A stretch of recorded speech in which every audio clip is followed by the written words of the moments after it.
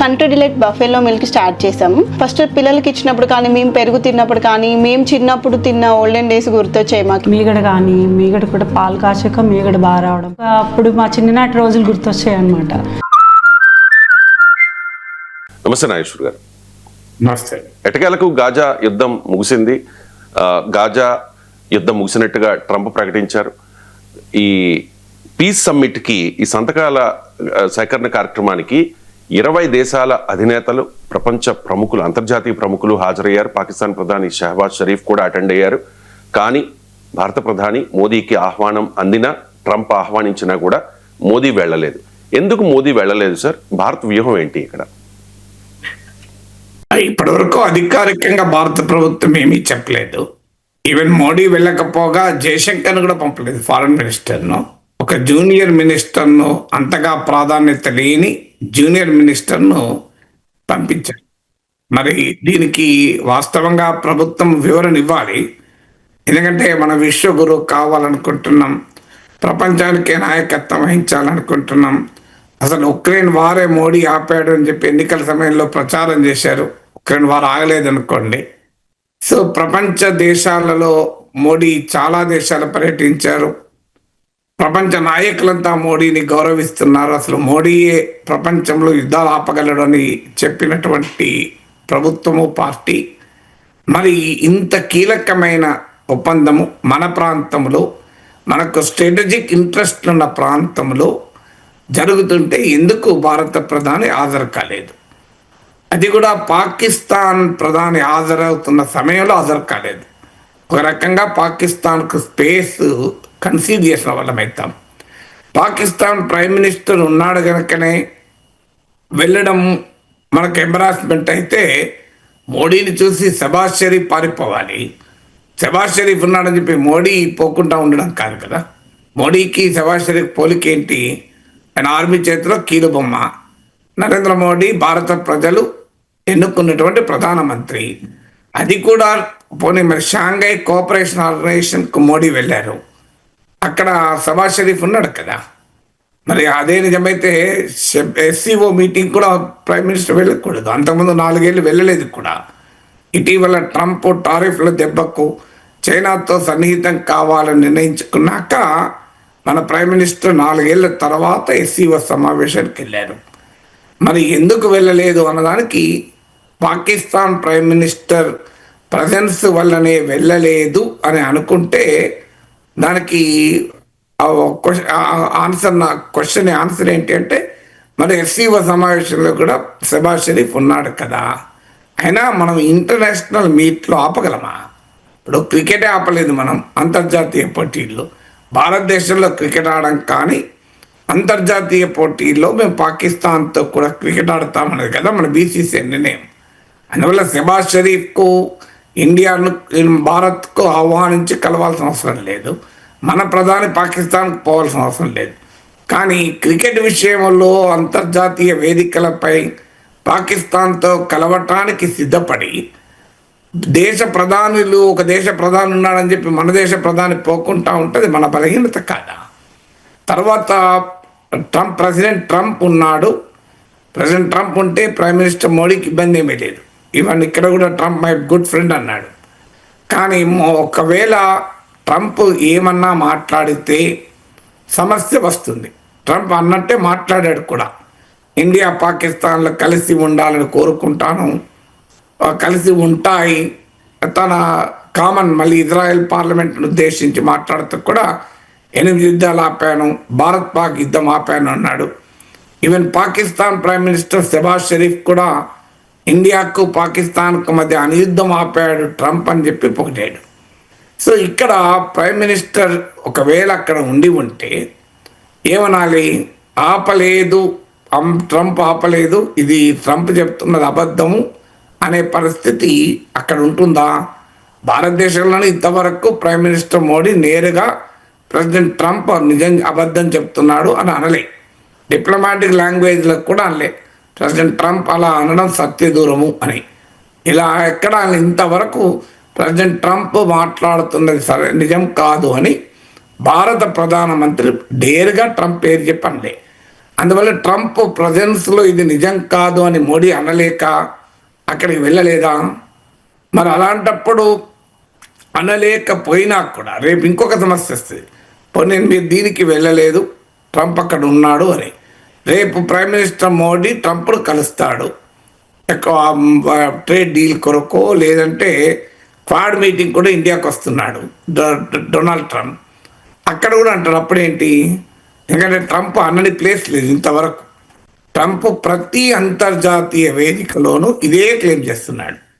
Even United nations కూడా మన prime minister వెళ్ళలేదు. ముందు ఇటినరీలో మన ప్రధానమంత్రి పేరుండే యునైటెడ్ నేషన్స్ జనరల్ అసెంబ్లీ మీటింగ్లో, తర్వాత దాన్ని డ్రాప్ చేసి జయశంకర్ వెళ్ళాడు. అక్కడ కూడా మరి ట్రంప్ ఇదే చెప్పాడు, భారత్ పాక్లో యుద్ధం ఆపాను అని. సో భారత్ పాక్లో యుద్ధం ఆపానని ట్రంప్ చెప్తుంటే అదే మీటింగ్లో ఉండి తాను వివరణ ఇస్తే ట్రంప్ కోపం వస్తుంది. వివరణ ఇవ్వకపోతే దేశంలో పొలిటికల్ బ్యాక్లాష్ వస్తుంది. ఈ ఎంబరాసింగ్ సిచ్యువేషన్ను తప్పించుకోవటానికి వెళ్ళలేదా అనే క్వశ్చన్ వస్తుంది. కానీ ప్రైమ్ మినిస్టర్ డిప్లొమాటిక్ లాంగ్వేజ్లో ప్రెసిడెంట్కి ఆన్సర్ చెప్పచ్చు, అదేం ఇంపాసిబుల్ ఏం కాదు. ఎందుకంటే అలాంటి ఎంబరాసింగ్ మూమెంట్స్ వస్తుంటాయి, దానికి డిప్లొమాటిక్గా ఆన్సర్ చెప్పచ్చు. సో ఈవెన్ ప్రెసిడెంట్ ట్రంప్ను ఖండించకుండా కూడా భారతదేశం ఎవరి థర్డ్ పార్టీ జోక్యాన్ని అంగీకరించదు అని ఇది ఏదో ఒక లాంగ్వేజ్లో మాట్లాడవచ్చు. కానీ వెళ్ళకపోవడం వల్ల ఏమవుతుంది అంటే ఒక కీలకమైన పరిణామాల్లో ఇండియా పాత్ర లేకుండా పోతుంది. ఎందుకంటే మనకు ఈ ప్రాంతంలో స్టేక్స్ ఉన్నాయి. మీకు ఉదాహరణకు మనము I2 అని ఇండియా, మీకు ఈ United Arab Emirates, Israel, United states of America నలుగురితో కలిసి I2U2లో మనం మెంబర్స్. అండ్ దీన్ని మిడిల్ ఈస్ట్ క్వాడ్గా పిలుస్తారు. దాంట్లో భారత్ మెంబరు. అలాగే ఇక్కడ ఉన్నప్పుడు ఈ దేశాలన్నిటితో మనకు మంచి సంబంధాలు ఉన్నాయి, మనకు వ్యూహాత్మక ఇంట్రెస్ట్లు కూడా ఉన్నాయి. ఎందుకంటే 2/3 మనం ఇటీవల రష్యన్ ఆయిల్ కొనడం మొదలు కాకముందు మన చమురు అవసరాలు దిగుమతుల్లో ఆ క్రూడ్ ఆయిల్ ఇంపోర్ట్స్లో 2/3 ఈ గల్ఫ్ ప్రాంతం నుంచే వచ్చేది. ఇప్పటికీ కూడా మనకు సిగ్నిఫికెంట్ సప్లయర్. యునైటెడ్ అరబ్ ఎమిరేట్స్తోనూ ఇతర దేశాలతోనూ సౌదీ అరేబియాతోనూ మనకు మంచి రిలేషన్స్ ఉన్నాయి. ఈజిప్ట్ వీళ్ళందరితో మంచి రిలేషన్స్ ఉన్నాయి. సో మనకు స్ట్రాటజిక్ ఇంట్రెస్ట్లు ఉన్నాయి, రిలేషన్స్ ఉన్నాయి. అన్నిటికీ మించి ఈ ప్రాంతంలో పాకిస్తాన్ ఇన్ఫ్లుయెన్స్ను కౌంటర్ చేయాల్సిన అవసరం కూడా ఉంది. ఎందుకంటే ఇటీవల సౌదీ అరేబియా పాకిస్తాన్ల మధ్య కాంప్రహెన్సివ్ డిఫెన్స్ అగ్రిమెంట్ కుదిరింది. నాటో తరహా ఒప్పందం అది. పాకిస్తాన్పై దాడి జరిగితే సౌదీ అరేబియా తనపై దాడి జరిగినట్టుగానే భావిస్తుంది. అది ఇండియాకు చాలా పెద్ద ఛాలెంజ్ అది. అలాగే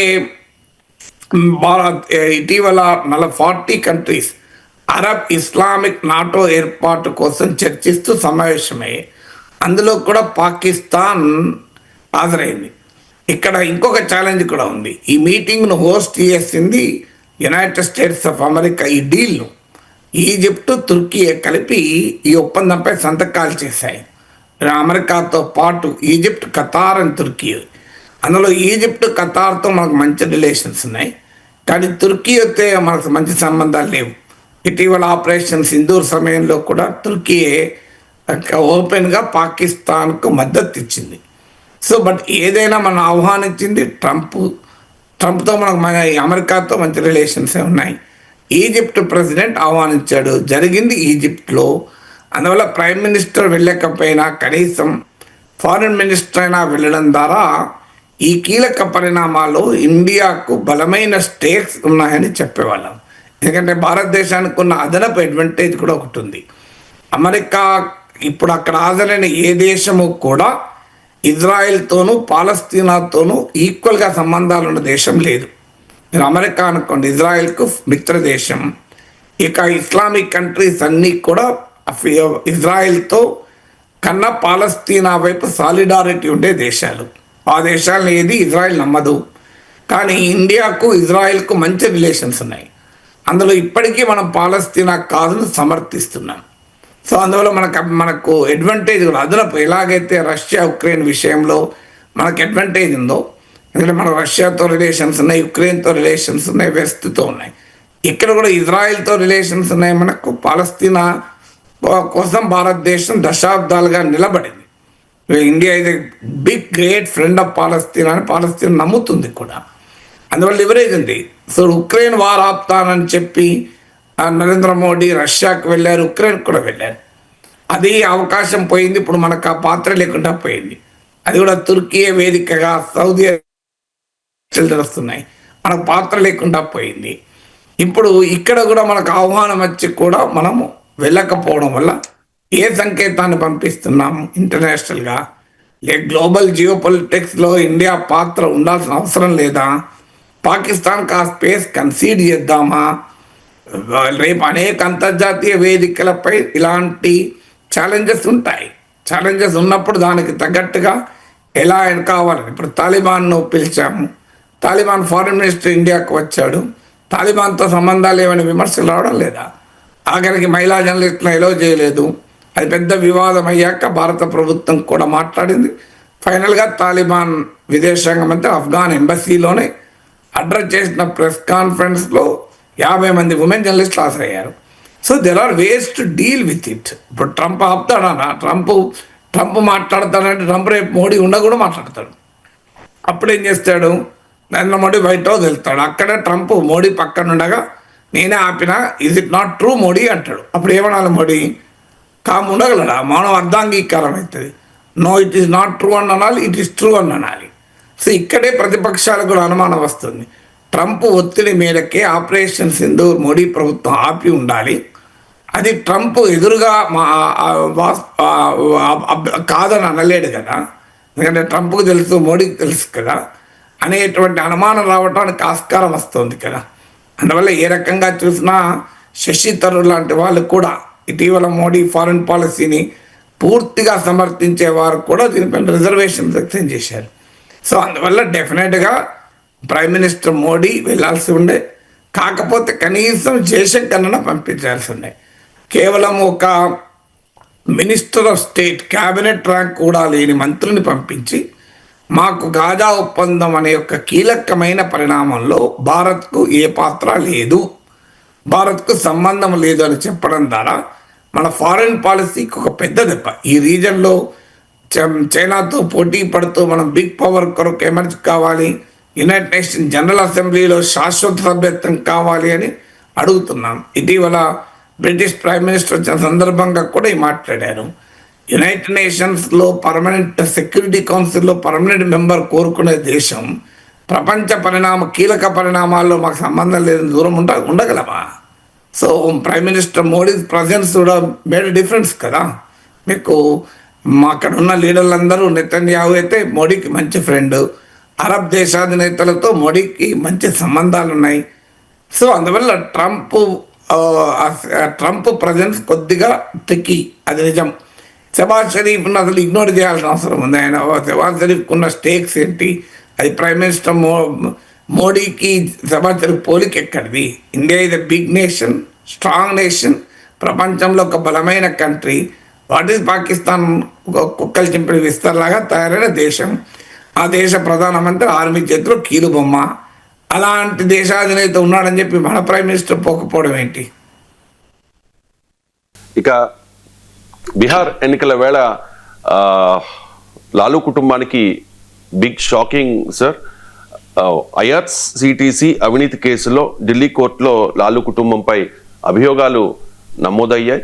సో లాలూ ప్రసాద్ యాదవ్, రబ్రీదేవి అండ్ వాళ్ళ సన్ తేజస్వి యాదవ్లపై మోసం అండ్ కుట్ర ఆరోపణలు ఉన్నాయి సార్.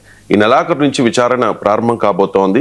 సో రాజకీయ కక్షతోనే మా కుటుంబంపై అభియోగాలు మోపారు అని చెప్పి లాలూ కుటుంబం చెబుతోంటే ఆర్జేడీ పాలన అంతా కుంభకోణాల మయం అని చెప్పి బీజేపీ అంటోన్న పరిస్థితి. అసలు ఏంటి ఐఆర్సిటిసి కుంభకోణం అండ్ ఈ కేసు ప్రభావం బీహార్ ఎన్నికల ఫలితాలపై ఎంతవరకు ఉంటుంది? బీహార్ ఎన్నికలపై ఫలితాలు ఏ ఒక్క అంశం పైన ఉండదు. అది దానికన్నా అసలు ఏంటంటే లాలూ ప్రసాద్ యాదవ్ రైల్వే మంత్రిగా ఉన్న సమయంలో రైల్వే శాఖకు చెందినటువంటి ఐఆర్సిటికి చెందినటువంటి 2 హోటల్స్, ఒకటి రాంచీ, ఇంకోటి పూరి అనుకుంటాను. ఈ 2 హోటల్స్ సుజాత హోటల్స్ అనే కంపెనీ, హోటల్ కంపెనీకి లీజుకి ఇచ్చారు. ఈ లీజుకు ఇచ్చినందుకు గాను ఆ లీడ్ తీసుకున్నటువంటి కంపెనీ నుంచి లాలు కుటుంబానికి కారు చౌకగా భూములు ట్రాన్స్ఫర్ అయ్యాయి అని. అంటే అఫీషియల్గా భూములు కొంటారు, కానీ కారు చౌకగా ట్రాన్స్ఫర్ అయ్యాయని. సో ఇది ప్రధానమైన ఆరోపణ.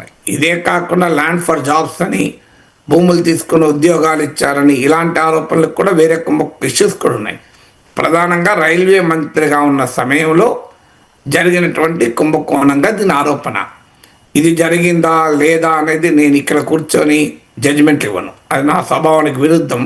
ఏదైనా ఉంటే అది కోర్టులు, investigating agencies, due process of law, దానికి వదిలేయాలి. ఎందుకంటే ఈ టీవీ స్టూడియోలలో కూర్చొని ఎవరు నేరస్తుడు, ఎవరు నిందితుడు, ఎవరు నేరస్తుడు కాడు, ఎవరు నిర్దోషి అని తీర్పులు చెప్పకూడదు. మీడియా ట్రయల్ అంటారు దాన్ని.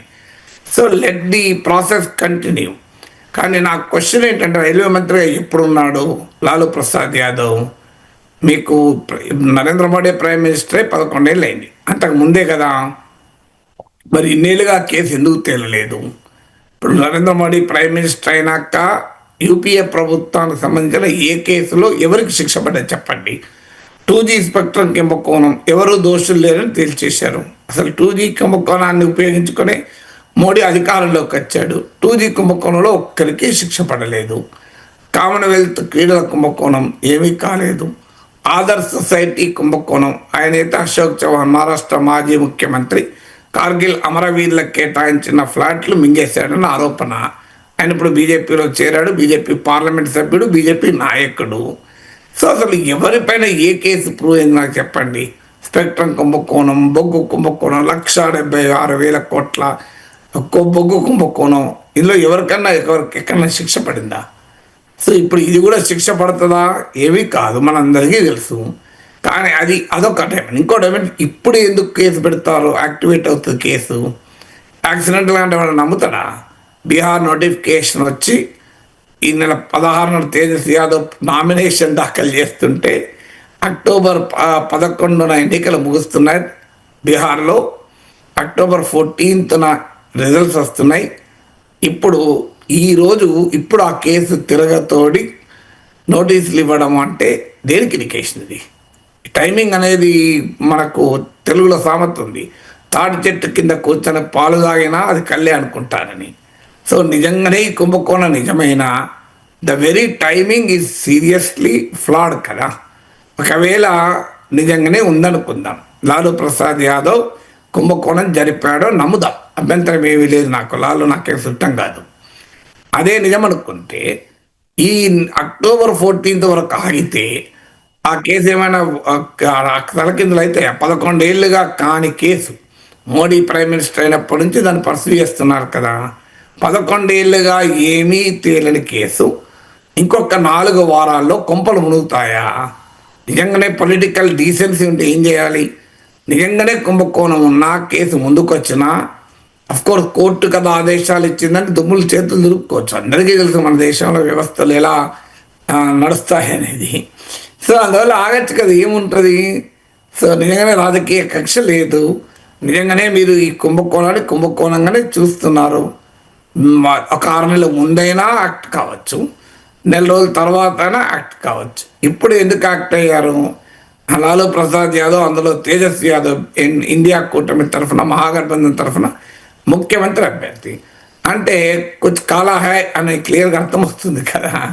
సో ఇక జనరల్గా మనందరికీ తెలుసు, మీకు 95% of the cases 95% of the కేసెస్లో మీకు ప్రతిపక్షం పొలిటికల్ కేసెస్ ఈడీ సిబిఐ పెట్టిన కేసుల్లో 95% మనందరికీ తెలుసు అది ప్రతిపక్ష నేతలపైనే ఉంటాయి. బీజేపీలో చేరినా, ఎన్డీఏలో చేరినా ఆ కేసులు ఏమీ కావు. చంద్రబాబు నాయుడు పైన స్కిల్ డెవలప్మెంట్ ఈడీ కేసు ఏమైంది? అది ఆ కేసు వింటున్నామా మనం? సో అదంతా ఎందుకు? జగన్మోహన్ రెడ్డి పైన ఏమైనాయి? జగన్మోహన్ రెడ్డి పైన 11 ఏళ్ళుగా నోటీసే లేదు, కేసే లేదు కదా, నడుస్తూనే ఉన్నాయి కదా. మనం ఎందుకు ఏమీ కాలేదు? పోనీ చంద్రబాబు నాయుడు పైన అంటే జగన్ కక్షతో పెట్టిన కేసు, జగన్ పైన కేసు అయితే నిజమని నమ్ముతారు కదా అందరూ. మనం ఎందుకు కాలేదు జగన్ పైన? దానికి బీజేపీకి మిత్రుడు కనుకనే కదా, అందరూ తెలియదా ఇది? కేసీఆర్ 1,00,000 కోట్ల అవినీతి పాల్పడ్డాడు బీజేపీ ఆరోపిస్తుంది. కేసీఆర్ పైన కేంద్ర ప్రభుత్వం ఏ కేసులు ఉన్నాయి చెప్పండి నాకు. ఎందుకంటే రేపు మాకు మళ్ళీ ఉపయోగపడతాడు. సో అందువల్ల అందరికీ తెలుస్తున్న కళ్ళ ముందు జరుగుతున్నాయి కదా ఇవన్నీ. మాయావతి ర్యాలీ పెట్టి బీజేపీని మెచ్చుకుంటుంది, ప్రతిపక్షాన్ని విమర్శిస్తుంది. ప్రపంచంలో ఎక్కడా ఉండదు. ఎవడన్నా అధికారం ఉన్నవాని ప్రభుత్వాన్ని విమర్శిస్తారు. మీకు మమతా బెనర్జీ కామ్ అయిపోతుంది, వెనక అభిషేక్ బెనర్జీ కేసులు, హేమంత్ బిశ్వా శర్మ కాంగ్రెస్లో ఉన్నప్పుడు సిబిఐ కేసులు, బీజేపీలో వెనక ముఖ్యమంత్రి, ఇవన్నీ మనకు తెలియని సంద కేసులు కావు కదా. అందువల్ల ఇప్పుడు లాలూ ప్రసాద్ యాదవ్ పైన కేసు పెట్టి బీహార్ ప్రజల్ని పిచ్చోళ్ళని చేద్దామంటే బీహార్ ప్రజలైనా వాళ్ళు అంత అవమానించకూడదు. బీహార్ వాళ్ళకి అంత తెలియలేదు అనుకుంటే ఎట్లా? కళ్ళ ముందు కనబడుతున్నది, ప్రజలకు అర్థం కాదు, ఇది కొత్త. ఆయన లాలూ ప్రసాద్ యాదవ్కి అవినీతి కేసులు కొత్త కాదు. ఆయన ఆల్రెడీ జైల్లోనే చాలా ఏళ్ళు ఉన్నాడు పశుగ్రాసం కుంభకోణంలో. ఇప్పుడు నిన్నమునినాక చలెక్కడిది. ఇప్పుడేం లాలూ ప్రసాద్ యాదవ్ బాగా నిజాయితీ పరుడు, సత్య హరిశ్చంద్రుడికి మనవడు, శ్రీరామచంద్రుడికి వారసుడు ప్రజలు నమ్మి లాలూ ప్రసాద్ ఓట్లు ఎత్తారా? ప్రజలకు తెలియదు లాలూ ప్రసాద్ యాదవ్ సంగతి. అందరి సంగతి తెలుసు ప్రజలకు. రాజకీయాల్లో ఉన్న వాళ్ళందరి సంగతులు ప్రజలకు తెలుసు. ప్రజలే డబ్బులు తీసుకొని ఓట్లు ఇస్తున్నారు. లేకపోయినా ప్రజలకు ఆప్షన్ లేవు, ఎందుకంటే ఆల్టర్నేటివ్ వాళ్ళే ఉంటున్నారు. ఈ బ్లాక్ అండ్ వైట్ ఏం లేదు కదా, అందరిది ఒకటే రకం కలర్, కాస్త ముదురు కాస్త వెలిసిన కలర్. సో అందువల్ల ఒకే తాను ముక్కలు ఉన్నప్పుడు ఏం చేయాలి? ఏదో ఒక ముక్క తీసుకుంటారు, దాంట్లో మార్గం లేదు ప్రజలకు కూడా. అందువల్ల లాలూ ప్రసాద్ యాదవ్ మీద కొత్తగా కేసు వచ్చింది. అప్పటిదాకా ఆయన ఏదో నీతివంతులు ప్రజలు నమ్ముతున్నారు. ఇప్పుడు దీంతో అవినీతి పనులు నమ్ముతారు అనుకున్నానా? అరవింద్ కేజ్రీవాల్ విషయంలోనైనా ప్రశాంత్ కిషోర్ పైన కేసు పెడితే ఏమైనా కాస్త అయ్యో ఇంతదాకా ప్రశాంత్ కిషోర్ అరవింద్ కేజ్రీవాల్ మంచోళ్ళు అనుకున్నాం. ఇప్పుడు కేసు పెట్టినా నమ్మచ్చు. లాలూ ప్రసాద్ యాదవ్ మీద కొత్తగా కేసులా, కొత్తగా ఇమేజ్లా, జంగల్ రాజ్ అని చెప్పి బీహార్ దంగల్లో చాలా కాలంగా చెప్తున్న విషయమే కదా. సార్, అమరావతిలో సిఆర్డీఏ కార్యాలయాన్ని ముఖ్యమంత్రి చంద్రబాబు నాయుడు ప్రారంభించారు సార్. రాజధాని అభివృద్ధి యాత్ర ఆరంభం అయింది అని చెప్పి చంద్రబాబు అంటూ ఉన్నారు. అక్టోబర్ 22, 2015 అప్పుడు అమరావతికి శంకుస్థాపన చేశారు. ఆ తర్వాత 2019 నుంచి 24 మధ్య కాలంలో జగన్ రాజధాని అమరావతిని అటకెక్కించారు. ఇప్పుడు మళ్ళీ అమరావతి శకం ప్రారంభమైంది అంటూ ఉన్నారు సార్ చంద్రబాబు నాయుడు. ఏంటి సార్ అమరావతి పరిస్థితి ఏంటి? అమరావతి శకం 2014-19 ఎక్స్పీరియన్స్ దృష్టిలో పెట్టుకొని కాస్త వేగంగా కదులుతున్నట్టు కనబడుతోంది. ఎందుకంటే 2014-19లో అమరావతి గురించి రకరకాల డిజైన్లు, గ్రాఫిక్స్లు, అనుకూల పత్రికలు, ఫోటోలు వీటికే పరిమితమైంది. ఒక్క శాశ్వత భవనం నిర్మాణం జరిగిన అన్ని కూడా టెంపరీ నిర్మాణాలు. వాళ్ళ క్వాలిటీ వాటి క్వాలిటీ గురించి మాట్లాడాల్సిన అవసరం లేదు. స్పీకర్ ఛాంబర్లోకి నీళ్ళు వచ్చి పడిపోవడం ఇవన్నీ చూసాం మనం కోడెల ప్రసాదరావు స్పీకర్గా ఉన్నప్పుడు. సో అన్ని తాత్కాలిక భవనాలే కట్టారు. ఒక్కటన్నా ఐకానిక్ భవనము ప్రారంభం కూడా కాలే, అసలు ఎక్కడ ముందుకు కూడా పోలే. సో దాని ప్రభావం చూశారు. 2019లో అమరావతి అంశాన్ని చూపి ఎన్నికలకు పోతే అమరావతి గడ్డపైన టీడీపీ ఓడిపోయింది. సాక్షాత్తు నారా లోకేష్ ఓడిపోయాడు మంగళగిరిలో, తాటికొండలో ఓడిపోయారు. అంటే అమరావతి ప్రాంతంలోనే టీడీపీకి పరాజయం ఏర్పరిచింది. రాష్ట్రం అంతటా కూడా ఓడిపోయారు. 151 సీట్లు జగన్కి వచ్చాయి. అందువల్ల ఆ ఎక్స్పీరియన్స్ అప్పుడు చర్చ, విమర్శలు, అమరావతిని భ్రమరావతి అని కొంతమంది వ్యాఖ్యానాలు, నేను అనలేదు ఎప్పుడు కూడా, కానీ కొంతమంది వ్యాఖ్యానాలు ఇవన్నీ కూడా వచ్చాయి. అందువల్ల అమరావతికి 20 ఏళ్ళ ప్రణాళిక వేస్తే ఏ ముఖ్యమంత్రి కూడా 20 ఏళ్ళు ఉంటారన్న గ్యారంటీ ఎవరు ఇవ్వలేరు కదా. సో అందువల్ల తన 5 ఏళ్ల పీరియడ్లో కట్టలేమని నేనే చాలాసార్లు చెప్పాను. హైదరాబాద్లో కేసీఆర్ సెక్రటేరియట్ భవనం కట్టలేదా? అదేమన్నంత మంచి భవనం కాదా? అంతగా అదేం ఐకానిక్ భవనంలాగా లేదా? మరి కేసీఆర్ కట్టగలిగినప్పుడు చంద్రబాబు నాయుడు ఎందుకు? అంతకన్నా అనుభవజ్ఞుడు కదా, అంతకన్నా పాలనా దక్షత ఉన్నవాడు కదా, ఎందుకు కట్టలేదు అన్న విమర్శలు కూడా వచ్చాయి. సో అందువల్ల మీకు ఆ ఫెయిల్యూర్ నుంచి తప్పించుకోవటానికి బహుశా ఈసారి మొదటి నుంచి కూడా జాగ్రత్త పడుతున్నారు. ఎందుకంటే ఓ స్టేట్మెంట్ కూడా ఇచ్చాడు మొదట్లోనే, 3 ఏళ్లలో పూర్తయిపోతుంది అని. ఎందుకంటే ఐకానిక్ నిర్మాణాలు పూర్తయి ఉంటే 2014-19 మధ్య కాలంలో ఒక అసెంబ్లీ, ఒక పార్లమెంట్, ఒక హైకోర్టు, ఒక సెక్రటరియట్, వీటికైతే కేంద్ర ప్రభుత్వమే నిధులు ఇవ్వాల్సి ఉంటుంది. ఎందుకంటే విభజన చట్టంలో ఉన్నాయి కనుక. సో అందువల్ల ఈ మేరకు కేంద్రము నిధులు ఇచ్చేది. 1500 కోట్లు 2000 కోట్లు ఇస్తానని కూడా చెప్పినట్టు గుర్తు నాకు. సో ప్రాబ్లం ఉండేది కాదు, నిధుల కొరత లేదు. ఆ ఐకానిక్ స్ట్రక్చర్ ఇప్పుడు 500 కోట్లు 1000 కోట్లు ఖర్చు పెట్టి అంతకన్నా పెద్ద భవనాలు ఏం కడతాం? మనం ఏమి అసెంబ్లీ తప్ప అదేమి రాజమందిరాలు కావు కదా, మీకు చక్రవర్తుల ప్యాలెసెస్ కాదు కదా కట్టేది. సో 1000 కోట్లు 1000 కోట్ల కన్నా ఎక్కువ అవసరమా? సో మీకు 1000 కోట్లు పెట్టినా 3000 కోట్లు 4000 కోట్లు అయిపోతుంది. మిగతా అంతా తర్వాత వస్తాయి. మీకు కనీసం ఒక ఐకానిక్ స్ట్రక్చర్స్ వచ్చి ఉంటే ఆటోమేటిక్గా కేంద్ర ప్రభుత్వ సంస్థలు వచ్చేవి. ఇప్పుడు సాధారణంగా రాష్ట్రానికి ఒక రిజర్వ్ బ్యాంక్ ఆఫ్ ఇండియా, ఓ State Bank of India headquarters, అనేక కేంద్ర సంస్థలు కూడా ఆడకు వచ్చి ఉండేవి. సో ఒక్కసారి రాష్ట్ర పాలనా వ్యవస్థ కేంద్ర ప్రభుత్వ సంస్థలు వచ్చిన తర్వాత ప్రైవేట్ కంపెనీలు వచ్చినా రాకపోయినా ఆ టైంలో జగన్మోహన్ రెడ్డి ముట్టుకోవడానికి అవకాశం ఉండేది కాదు. ఎందుకంటే ఈ ఇంత క్లియర్గా స్ట్రక్చర్స్ అన్నీ కనబడుతుంటే ఇది వదిలేసి విశాఖ అని తిరిగితే ప్రజలు అంగీకరించేవారా? ఇప్పుడే అంగీకరించలేదు, అప్పుడు ఎట్లా అంగీకరించేవాళ్ళు? ఒక రకంగా చంద్రబాబు నాయుడు ఐకానిక్ స్ట్రక్చర్స్ కట్టకపోవడాన్ని జగన్మోహన్ రెడ్డి అడ్వాంటేజ్గా తీసుకున్నాడు. అందువల్ల ఇంకా అమరావతి నిర్మాణము శైశవ దశలోనే ఉంది కనుక ఇప్పుడు దీనికి క్లోజ్ చేస్తే పని అయిపోతుందని, అది ఆయన చంద్రబాబు నాయుడు పైన దేశంతో చేసిన పని, రాజకీయ దార్శనికతతో కాకుండా రాష్ట్రానికి ఓ రాజధానికి కావాల్సిన విషయాన్ని మర్చిపోయి 3 రాజధానులు అంటూ గందరగోళం అంతా చేశాడు. ఇప్పటికీ జగన్ దాన్ని ఆ తప్పును సరి చేసుకోవడానికి సిద్ధంగా లేడు. వేశ్యల రాజధాని అని మీడియాలో వారి ఆ సాక్షి మీడియాలో విశ్లేషకుల వ్యాఖ్యానాలు ఇవన్నీ మనం చూసాం.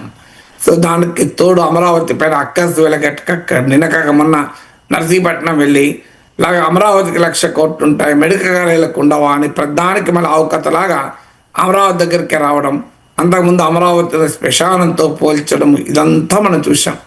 సో అందువల్ల చంద్రబాబు నాయుడుకు ఉన్న బ్రాండ్ అమరావతిని తాను డిస్ట్రాయ్ చేయదలుచుకున్నాడు జగన్. ఆ బ్రాండ్ అమరావతిని చూపి జనం దగ్గరికి పోవాలనుకున్నాడు చంద్రబాబు నాయుడు. సో అందువల్ల మొదటి టర్మ్లో brand Amaravati largely on paper ఉండడం వల్ల, ఐకానిక్ స్ట్రక్చర్స్ జరగకపోవడం వల్ల వచ్చిన నష్టం నుంచి బయటపడటానికి బహుశా ఇప్పుడు కాస్త వేగం పుంజుకున్నట్టు కనబడుతోంది. కానీ భవనాలు ఉంటేనే సరిపోవు. ఇప్పుడు మనకు కావాల్సింది అతి ముఖ్యమైనది ఏంటంటే ఇవాళ కూడా చంద్రబాబు నాయుడు అన్న రైతుల త్యాగాన్ని నేను మరవలేను అని. 2-3 వారాల క్రితమే ఆంధ్రజ్యోతిలో పతాక శీర్షిక, మామూలు కాదు, నెంబర్ 1 స్టోరీ. నా దాంట్లో కూడా దానిపై మనం కూడా మాట్లాడాము. ఆంధ్రజ్యోతిలో కవర్ పేజ్ 1లో పతాక శీర్షిక, ఇప్పటికీ భూములు ఇచ్చిన రైతులకు పట్టాలు రంగుల కలగానే మిగిలిపోయాయని.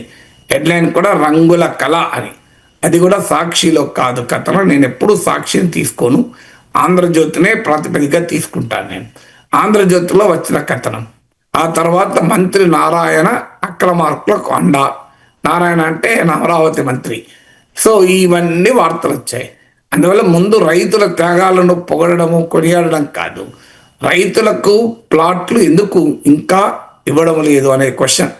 ఇంకా పేపర్ పైన ఎందుకు ఉండాలి రైతుల ప్లాట్ అని? వాళ్ళకు డెవలప్ చేసి ఇస్తామని అన్నారు కదా, ఎందుకు డెవలప్ చేస్తానికి ఏంటి ఇంత ఆలస్యం ఎందుకు అనేది క్వశ్చన్ మార్క్. తర్వాత మీకు సిటీని రాత్రి నిర్మించలేము, ఇట్ టేక్స్ టైం. ఇప్పుడు విశాఖపట్నంలో ఐటీ సెంటర్గా డెవలప్ చేస్తున్నారు.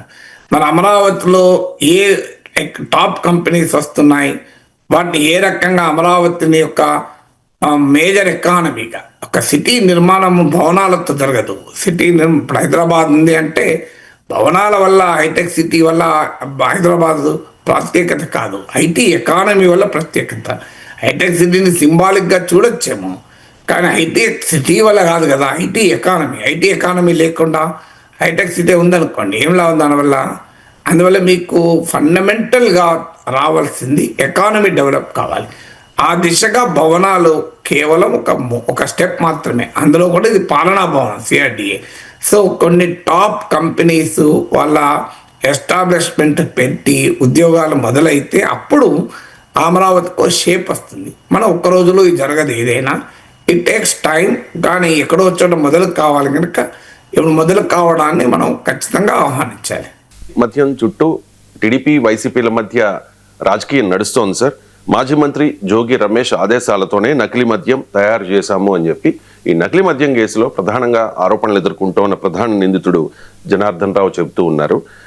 జోగి రమేష్ పేరు కుట్రపూరితంగా జనార్దన్తో చెప్పించారు, ఇది కక్షపూరితము అని చెప్పి వైసీపీ ఆరోపిస్తూ ఉంటే తప్పు చేసిన వారిని వాళ్ళంతటి వాళ్ళైనా వదిలే ప్రసక్తే లేదు అని చెప్పి చంద్రబాబు నాయుడు చెప్తూ ఉన్నారు. సార్ ఒకసారి చంద్రబాబు నాయుడు ప్లీజ్.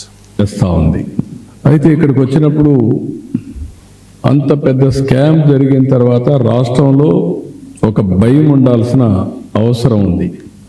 భయం లేకుండా బరిదెగిచ్చారంటే there is some conspiracy again. అంటే ఎవరైనా సరే నేను ఒకసారి చెప్పానంటే కంట్రోల్లో ఉంటే వాళ్ళు సర్వైవ్ అవుతారు.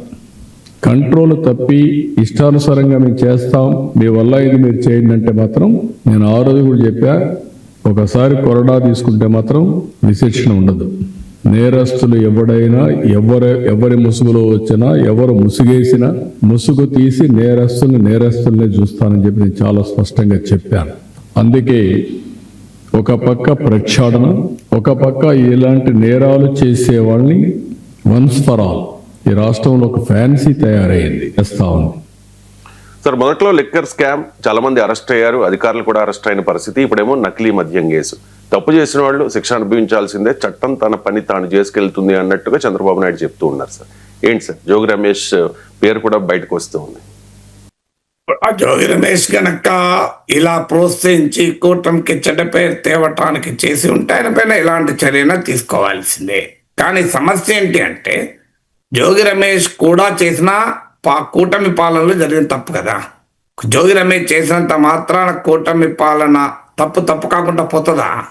ఇప్పుడు అది టీడీపీ జయచంద్ర రెడ్డి ఆయన పేరేంటి, టీడీపీ అతను చేశాడా, జోగి రమేష్ చేయించాడా, ఇంకోరు చేశారా, పెద్దిరెడ్డి అనుచరుడా, పెద్దిరెడ్డి కోవర్టా, ఇది కాదు.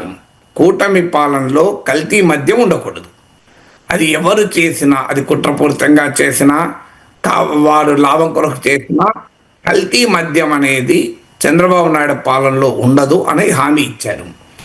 జగన్ పాలనలో డిజిటల్ ట్రాన్సాక్షన్స్ లేకుండా క్యాష్ రూపంలో జరిపి ఒక పెద్ద అనుమానాలకు కారణమైంది. అది జగన్మోహన్ రెడ్డి దానికి ఆన్సర్ చెప్పాల్సిందే, ఆ విచారణ జరుగుతోంది. అందువల్ల చంద్రబాబు నాయుడు ఇచ్చిన హామీ ఏంటి, కల్తీ మద్యం లేని రాష్ట్రాన్ని నిర్మిస్తానని. ఇప్పుడు డ్రగ్స్ రహిత రాష్ట్రాన్ని నిర్మిస్తానన్నాడు. ఓ వైసీపీ కార్యకర్త డ్రగ్స్ పెట్టుకుంటే ప్రభుత్వానికి మేమేం చేస్తాం, ప్రతిపక్షంగా డ్రగ్స్ పెట్టుకున్నదంటే అనొచ్చా? సో ప్రభుత్వమైనా ప్రతిపక్షమైనా ఎవడు నేరం చేసినా, అధికార పార్టీ వాడు నేరం చేసినా, టీడీపీ వాళ్ళు కల్తీ మద్యం అమ్మినా, వైసీపీ వాళ్ళు కల్తీ మద్యం అమ్మించినా తప్పైతే తప్పు పాలనలో కూటమి పాలనలో జరిగినట్టే కదా. అందువల్ల ఫస్ట్ అకౌంటబిలిటీ ప్రభుత్వానికి ఉంటుంది. జోగి రమేష్ చేస్తే జోగి రమేష్ శిక్షించాడు, అభ్యంతరం ఏమున్నది. కానీ నిందితుడు చెప్పినటువంటి వాంగ్మూలాల అది కూడా ఎక్సైజ్ అధికారుల ముందు చెప్పింది ఎంత మేర కోర్టులో నిలబడతాయో తెలియదు. ఇక చంద్రబాబు నాయుడు కొరడా జులిపిస్తారనే కదా ఆయన కోర్టులు వేసింది. 164 మంది ఎమ్మెల్యేలు ఇచ్చింది కొరడా జులిపిస్తాడని.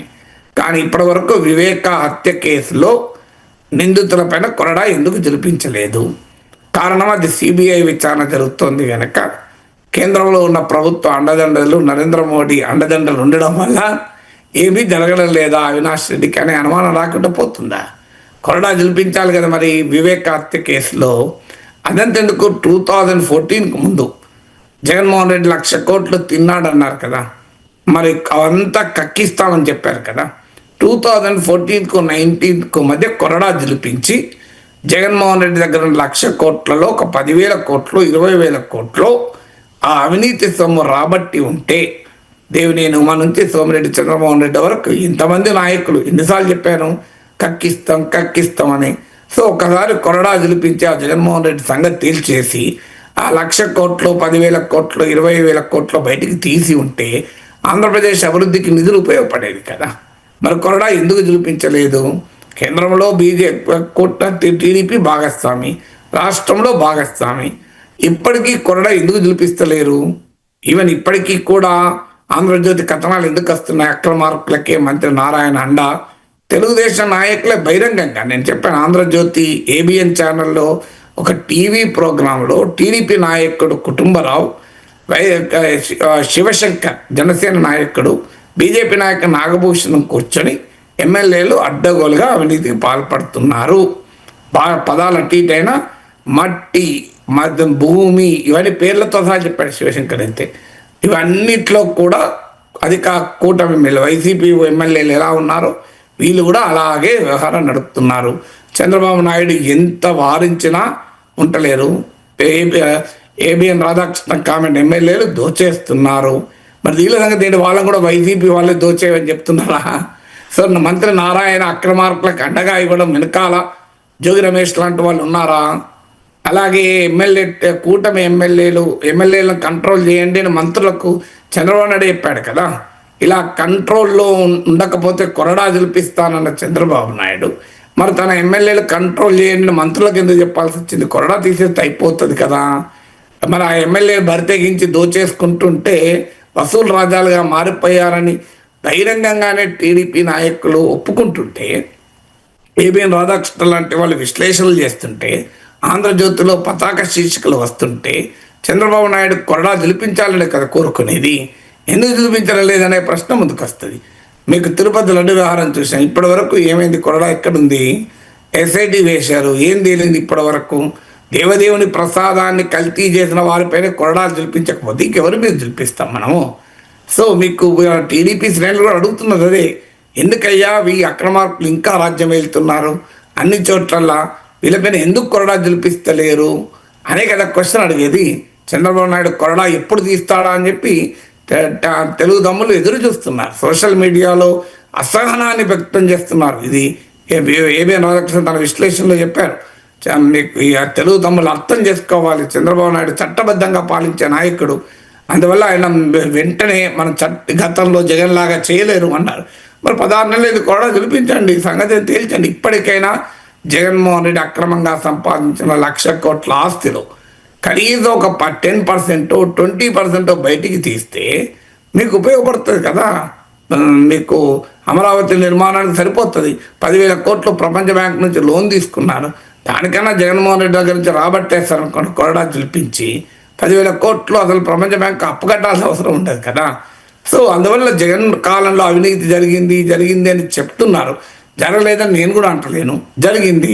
మరి వాళ్ళపైన ఎందుకు చూపిస్తారు కొరడా అనేది కదా క్వశ్చన్ కదా. ఇంతవరకు ఏ నాయకుని దగ్గర ఎంత రాబట్టారు చెప్పండి. ఆస్తులు జప్తు చేయండి, కొరడా చూపించండి.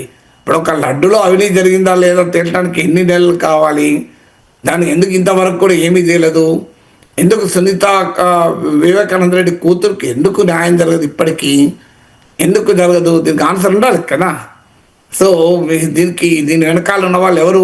పెద్దిరెడ్డి రామచంద్రరెడ్డి ఆక్రమించుకున్న భూముల సంగతి ఏంటి? అసలు షీజ్ ద సిప్ అని పవన్ కళ్యాణ్ అన్నాడు కదా. పేరుని నాని నకిలీ బియ్యం, కంట్రోల్ బియ్యం ఎక్స్పోర్ట్ చేశాడని. మరి ఏమైంది? పేరుని నానిపై కొరడా ఎందుకు చూపిస్తలేరు? సీజ్ ద షిప్ అని పవన్ కళ్యాణ్ అన్నది ఎక్కడ పోయింది? షిప్ పైన కొరడా ఎందుకు వస్తలేదు? దీనికి ఆన్సర్ ఉండాలి కదా. సో ఇన్ని జరుగుతున్నాయి కదా మనకు. ఈలోగా కొరడా ఎవరిపైన జులిపించే ప్రమాదం ఉంటే వాళ్ళు వెళ్ళిపోయి కూటమిలో చేరిపోతారు. బాలినేని శ్రీనివాసరెడ్డి పైన ఎక్కడ కొరడా వస్తుందని అనుకున్నాడు, జనసేనలో చేరిపోయాడు కదా. ఇక జనసేనలో చేరిపోయినాక కొరడా ఎక్కడికి వెళ్ళి ఉంటుంది? మన కొరడా ఉండదు కదా. సో అందువల్ల అలాంటి వాళ్ళు ఎవరైనా ఉంటే ఇటు వచ్చి వాళ్ళు చేరిపోతారు. ఏముంది, ఈ పార్టీ నుంచి ఆ పార్టీకి మారడం పెద్ద ఆశ్చర్యం ఉంది. బాలినేని శ్రీనివాసరెడ్డి అవినీతి ఆరోపణలు చేయలేదు ఆ కూటమి నేతలు. అడగండి, అక్కడ ఒంగోలు ఎమ్మెల్యే టీడీపీ ఎమ్మెల్యే అడగండి చెప్తాడు. ఆయన పేరేంటి? జనార్దన్ కదా. ఆయన అడగని చెప్తారు. బాలినేని శ్రీనివాసరెడ్డి నీతివంతుడా అవినీతి పరుడా చెప్తాడు. నేను చెప్పడం ఎందుకు? నేను ఎవరి మీద వ్యక్తిగతంగా కామెంట్ చేయను. మరి టీడీపీ ఎమ్మెల్యేనే ఆరోపిస్తున్నాడు కదా. మరి ఆయన పేరు కొరడా జులిపించకపోగా ఆయనకు కండువా ఎందుకు కప్పారు? ఇప్పుడు కొరడా జులిపించాల్సిన వాళ్ళపైన కండువాలు ఎందుకు కప్పుతున్నారు? సో ఇవన్నీ ఇప్పుడు సీజ్ ద షిప్, అది ఎంత పెద్ద ఇష్యూ అయింది. పవన్ కళ్యాణ్ కాకినాడ పోటీ పోయిన ఇంతవరకు ఎవరికి ఏమైంది? నాకు తెలిసినంతవరకు ఎవరికి ఏం కాలేదు కదా, ఇంతవరకు ఏమీ కాలేదు కదా. సో అందువల్ల ఇప్పటికీ కూడా తెలుగు తమ్ముళ్ళ అసహనానికి కారణం ఉంది. వాళ్ళు అడుగుతున్నారు, యా చంద్రబాబు గారు మీకు ఓటేసింది కొరడా చూపిస్తారని, సంగతి తేల్చండి, వైసీపీ నేతల అవినీతిని బయటికి తీయండి అని అంటున్నారు. ఇంకా తీయడం లేదని కదా అసహనం వ్యక్తమయ్యేది. సో కనీసం దేవదేవునికైనా న్యాయం చేయండి. ఆ తిరుపతి లడ్డులో కల్తీ చేసిన వాళ్ళని తీసి లోపలేయండి. కనీసం దేవునికైనా ప్రసాద్ నగర్ అన్న నేరం చేయొద్దు కదా. మనుషులకు అన్యాయం చేసిన వాడిని తర్వాత చూసుకుందాం, దేవునికి అన్యాయం చేసిన సంగతి తెలియజేస్తాం. ఇప్పటివరకు ఏమీ లేదు కదా, తేలుతుంది కూడా లేదు తెలియదు ఎవరికి. ఇన్ని నెలలు పడుతుందా లడ్డూలు కల్తీ తెలుసడానికి? లడ్డు కల్తీ టెస్ట్ చేస్తానికి ఎన్ని నెలలు పడుతుంది నాకు చెప్పండి. లడ్డూలో కల్తీ టెస్ట్ చేస్తానికి, కల్తీ ఎవడు జరిపాడు టెస్ట్ చేస్తానికి ఇన్ని నెలలు పడుతుందా చెప్పండి. మన ఎందుకు ఏం తెలుస్తారు? అది కూడా ఎస్ఐటి స్పెషల్ ఇన్వెస్టిగేషన్ టీం వేసి సీనియర్ ఐపీఎస్ ఆఫీసర్లు అందరూ కూర్చొని లడ్డూల అభివృద్ధి తెలుసుకోలేరా అండి? ఫుడ్ అడల్టరేషన్ ఇన్స్పెక్టర్, శానిటరీ ఇన్స్పెక్టర్కి ఇస్తే తెల్లారి పొద్దున తెలుపుతాడు. ఒక విదిన్ వన్ అవర్లో చెప్తారు అభివృద్ధి జరిగింది, ఇలా కల్తీ జరిగిందా లేదా. దీనికి special investigation team, senior IPS ఆఫీసర్లు, సుప్రీంకోర్టులో కేసు, అయినా ఇంతవరకు ఏమీ తెలియదు. ఏంది దానిలో? అందుకే please act, seize the ship అని పవన్ కళ్యాణ్ అన్నాడు. మీరు షిప్ను సీజ్ చేస్తారో లేదో తెలియదు. మరి ఆ కంట్రోల్ బియ్యాన్ని ఎక్స్పోర్ట్ చేసిన పేదల చందాలతో వాటిని ఎక్స్పోర్ట్ చేయడం వల్ల సంగతి తెలిసండి. ఇవన్నీ ఎందుకు ఇంత ఆలస్యం జరుగుతోంది అనేది కదా క్వశ్చన్. ఇక సినీ హీరో కేంద్ర మంత్రి సురేష్ గోపి తనకు పదవి వద్దు, దిగిపోతా అంటూ ఉన్నారు సార్. సహజంగా మనం చూస్తూ ఉంటాం కదా సార్, ఒకసారి ఎమ్మెల్యే అయితేనే లైఫ్ సెటిల్ అంటారు, ఇక మంత్రి పదవి వస్తే 10 తరాల వరకు సరిపడా సంపాదించేస్తారు అని వింటూ ఉంటాం. మరి ఇప్పుడేమో కేంద్ర మంత్రి అయిన సురేష్ గోపి ఏమో తనకు పదవి వద్దు అంటూ ఉన్నారు సార్. ఆదాయం భారీగా తగ్గిపోయిందట సార్ ఆయన కేంద్ర మంత్రి అయిన తర్వాత. మళ్ళీ సినిమాలు చేసుకుంటా, నా పిల్లలు ఇంకా సెటిల్ అవ్వలేదు అంటూ చెప్తూ ఉన్నారు సార్. ఏంటి సార్ ఈ సురేష్ గోపి ఇష్యూ? ఆయన అంటే కేంద్ర మంత్రిగా ఉండి అవినీతి దూరంగా ఉన్నాడంటే వి షుడ్ అప్రిషియేట్, దాంట్లో ఏమీ అభ్యంతరం ఏముంది. కానీ సమస్య ఏంటంటే ఆదాయం తగ్గింది కనుక నేను వెళ్ళిపోతా అంటే ఆదాయం తగ్గుతుందని తెలియదు రాజకీయాలకు వస్తే. మనకు ఒక పార్లమెంటు మెంబర్గా పోటీ చేసి కేంద్ర మంత్రిగా బాధ్యతలు చేపట్టిన సమయంలో తెలియదు ఆ సినిమాలు ఎక్కువసేపు నటించలేను అని. దానికి సిద్ధపడే పబ్లిక్ సర్వీస్లోకి రావాలి కదా. ఇది డెఫినెట్గా తగ్గుతుంది. ఇప్పుడు నేను నా అనుభవం చెప్తాను. 2007లో నేను ఎమ్మెల్సీగా గెలిచాను. ఆ రోజు నాకు ఉస్మానియా యూనివర్సిటీలో శాలరీ మోర్ దెన్ 80,000, 80,000కు పైగా నా శాలరీ. నాకు ఎమ్మెల్సీగా నా శాలరీ 40,000 శాలరీ అండ్ ఎలవెన్సెస్ కలిపి 40,000. నిజంగా నాకు డబ్బులు సరిపోయేది కాదు. హైదరాబాద్లో మాత్రమే నా మారుతి 800 చిన్న కార్లు తిరిగేవాడిని. మీరు మహబూబ్ నగర్, రంగారెడ్డి జిల్లాలో ఎప్పుడు పర్యటించినా ఆర్టీసీ బస్సులోనే పర్యటించేవాడిని. నా ఫోటోలు తీసి పేపర్లు వేసేవారు. సార్ బస్సులో వస్తున్న ఎమ్మెల్సీ అంటే ఇది ఏం లేదయ్యా, నాకు ఐ కాంట్ ఎఫోర్డ్ అయ్యా, మీరు నాకు ఎఫోర్డ్ చేయలేను, నాకు ప్రాబ్లం అది, నేనేం చేయగలుగుతానయ్యా, నీ కారు వేసుకొని నేను మొత్తం 2-3 జిల్లాలు తిరిగితే నాకు 40,000 సరిపోదు. నాకు ఢిల్లీ పబ్లిక్ స్కూల్లో నా కూతుర్ని అడ్మిషన్ తీసుకెళ్ళి ఆ ఫీజు ఎఫోర్డ్ చేయలేక వెనక్కి వచ్చాము. చాలా బాధేసింది. నా కూతురు చాలా ఇష్టం ఉండే ఆ స్కూల్లో చేరాలని. నేను చేర్చలేకపోయాను. అయినా నేనేం ఫీల్ కాలేదు. ఎస్, నేను అందుకొరకు ఆదాయం సరిపోక, ఖర్చులు సరిపోక, పిల్లలు కూడా నాకు సెటిల్ అయ్యే పరిస్థితి, సేమ్ సురేష్ ఈ కేంద్ర మంత్రి ఉన్న పరిస్థితి నాకు కూడా. పిల్లలు చదువుకుంటున్న టైం, కొడుకు ఇంటర్మీడియట్ చదువుతున్నాడు, కూతురు స్కూల్లో ఉంది. అప్పుడు నేను ఏం చేశానంటే మార్నింగ్ 1 అవర్ గ్రూప్ 1 వాళ్ళ క్లాసులు చెప్పుకునేవాడిని. 9 to 10 అశోక్ నగర్లో ఇన్స్టిట్యూట్లో గ్రూప్ 1 పాఠాలు చెప్పేవాడిని. ముందు రోజు ప్రతిపక్ష తెలుగుదేశం వాళ్ళని అడిగేవాడిని, రేపు మీరు సభను నడవనిస్తారా, మీది ఏమైనా వాయిదా తీర్మానం పైన గొడవ చేసేది ఉందా అని. వాళ్ళు నాకు మిత్రులు చెప్పేవాళ్ళు, సార్ ఈసారి ఇవాళ జరగనియం సార్, ఎలాగో వాయిదా పడుతుంది, మీరు వాయిదా అయిపోయి టీ బ్రేక్ తర్వాత రావచ్చు అని చెప్పేవారు. లేదు ఇవాళ మేము ఏ తీర్మానం ఇస్తలేము సార్, సభ జరుగుతుందంటే నేను 10 లోపల ముగించుకొని పోవడమా, 11 దాకా క్లాస్ చెప్పుకోవడం చేసేవాడిని. తర్వాత 4 ఏళ్ళు Birla institute of technology sciences bits హైదరాబాద్లో క్లాసులు చెప్పేవాడిని. 2 గంటల వరకు కౌన్సిల్ ఉంటే టిఫిన్ బాక్స్ తెప్పించుకొని కారులో తింటూ బిట్స్కి వెళ్ళేవాడిని. 3 to 5 క్లాసులు ఉండేది, ఎందుకంటే ఆ పీరియడ్లో వేరే యాక్టివిటీ ఉండదు కనుక. అందువల్ల ఎందుకు అన్నానంటే this is how we should adjust. Public service ఎంచుకుంటే మనకు నష్టం జరుగుతుంది అని తెలుస్తుంది. ఎందుకంటే నిజమే ఈ సమాజంలో అవినీతికి పాల్పడితే రాజకీయాల్లో ఆదాయాలు. అందుకే కదా మంచి ప్రొఫెషనల్స్ రాజకీయాల్లో రావాలంటే ఇవాళ ఇబ్బందిగా మారిపోతుంది. పాలిటిక్స్ హానెస్ట్గా ఉన్న ప్రొఫెషనల్స్, ఇప్పుడు ఐటీ కంపెనీలో ఉంటాడు, మనం ఎమ్మెల్యేలు, ఎమ్మెల్సీల శాలరీలు, ఎంపీల శాలరీలు చాలా ఎక్కువ ఉన్నాయని వార్తలు వస్తుంటాయి. ఎందుకు వస్తుంటాయంటే ఎమ్మెల్యేలు గెలవాలంటే కోట్లు ఖర్చు పెడతారు, ఎమ్మెల్సీగా గెలవాలంటే కోట్లు ఖర్చు పెడతారు కనుక అంత కోట్లు ఉన్న వాళ్ళు వాళ్ళకే డబ్బులు తక్కువనే అంటారు. నిజమే, అది అందరూ అనుమానం వెళ్ళేది నిజం కూడా, చాలా మాటలు నిజం. కానీ అదే సమయంలో హానెస్ట్ ప్రొఫెషనల్స్ కూడా ఇప్పుడు మీ రాజకీయాల్లో వచ్చి పార్లమెంట్ సభ్యుడు కావాలి అంటే ఒక ఐటీ సాఫ్ట్వేర్ ఇంజనీర్ సాధ్యమే కాదు. ఒక ఎమ్మెల్యే కావాలంటే ఇప్పుడు బాగా పెరిగాయి అనుకోండి శాలరీస్. ఇప్పుడు ఎమ్మెల్యే శాలరీ సాఫ్ట్వేర్ ఇంజనీర్ కన్నా చాలామంది సాఫ్ట్వేర్ ఇంజనీర్ కన్నా ఎక్కువ ఉన్నాయి. పెద్ద హై లెవెల్కి వెళ్ళిన డైరెక్టర్ స్థాయిలో ఉన్న సాఫ్ట్వేర్ ఇంజనీర్ మినహాయిస్తే నేను 2015లో నా ఎమ్మెల్సీ పూర్తయ్యే సమయం వరకు కూడా మా university professor salary was higher. నాకు యూనివర్సిటీలో నేను లీన్ మీద ఉన్నాను కనుక నాకు అక్కడ శాలరీ రాదు. ఏదైనా ఒకే సాలరీ వస్తే 2 సాలరీలు తీసుకోలేము. అందువల్ల నాకు యూనివర్సిటీ సాలరీ కోల్పోయాను నేను. సో ఈ యొక్క ఎమ్మెల్సీ సాలరీ మాత్రమే ఎలిజిబుల్ ఉండేది. నేను ముఖ్యమంత్రి దగ్గరకు రిప్రజెంటేషన్ తీసుకెళ్ళాను. సార్ నేను క్లాసులు కూడా చెప్తాను, నేను నా లీన్ పెట్టుకోను, నేను యూనివర్సిటీలో నా క్లాసులు నేను చెప్పుకుంటూ నా అకాడమిక్ బాధ్యతలు నిర్వర్తిస్తూ ఎమ్మెల్సీగా కూడా పనిచేస్తాను సార్. నాకు 2 సార్లు కూడా అవసరం లేదు, నా యూనివర్సిటీ సాలరీ ఇప్పియండి అని అడిగాను నేను సీఎం దగ్గరికి వెళ్ళి. ఎందుకంటే నాకు వెళ్ళడం లేదు సార్, ఎమ్మెల్సీగా కష్టంగా ఉంది, తక్కువ సాలరీ, నేను క్లాసులు కూడా చెప్తాను, నేను యథావిధిగా యూనివర్సిటీ డ్యూటీలు చేసుకుంటూ నేను ఉంటాను. కొన్ని రాష్ట్రాల్లో అలాంటి వెసులుబాటు కూడా ఉంది, వెస్ట్ బెంగాల్లో ఉన్నట్టు గుర్తు నాకు.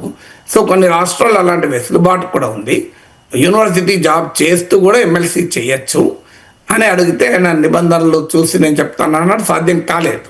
అందువల్ల నేను యూనివర్సిటీలో శాలరీ లేకుండా నేను ఎమ్మెల్సీ శాలరీ పైన బతకాల్సి వచ్చింది. ఎందుకు నా అనుభవం చెప్పానంటే, ఎస్ కేంద్ర మంత్రి చెప్తున్నది 100% నిజం. సో ఇంటెగ్రిటీ హానెస్టీతో పబ్లిక్ సర్వీస్లో ఉంటే గుడ్ ప్రొఫెషనల్స్, టాలెంటెడ్ ప్రొఫెషనల్స్ చాలా ఛాలెంజింగ్. ఆయన మంచి యాక్టర్, ఫేమస్ యాక్టర్ అయితే అవి తెలియక రాజకీయాలు రాకూడదు. You should know that. నేను ఎన్నడూ రిగ్రెట్ ఫీల్ కాలే, అప్పుడు కాలే, ఇప్పుడు కాలే. ఇప్పుడు సందర్భం వచ్చింది కనుక నా అనుభవం చెప్పాను, అంటే చూసే వారికి అర్థమయ్యడానికి చెప్పాను తప్ప నేను రిగ్రెట్ అవుతలేను. ఐ నో దట్ కదా, నాకు తెలుసు. ఆ సిద్ధమయ్యే రావాలి రాజకీయ ప్రజా జీవితంలోకి, లేదంటే మన పని మనం చేసుకోవాలి. అందువల్ల ప్రజా జీవితంలోకి వచ్చే ముందే చేయాలి కదా.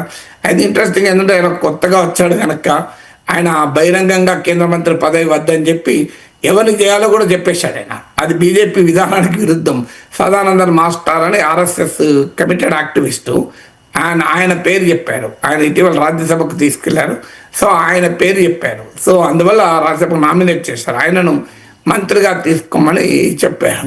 సో ఆయన చెప్తే మోడీ మంత్రి పదవి ఇస్తారా అని. కానీ బట్ ఆయన కాంటెక్స్ట్ అది, నాకన్నా ముందు మొదటి నుంచి ఆర్ఎస్ఎస్లో ఉన్నాడు, ఆయన చెయ్యండి అని. బట్ ఈజ్ ఆనెస్ట్లీ ఎక్నాలెడ్జింగ్ కదా. ఇప్పుడు పవన్ కళ్యాణ్ కూడా చాలాసార్లు సినిమాలో నటిస్తానంటే వివాదం చేసినప్పుడల్లా నా స్టాండ్ ఒకటే, తప్పేంటి అని అంటాను.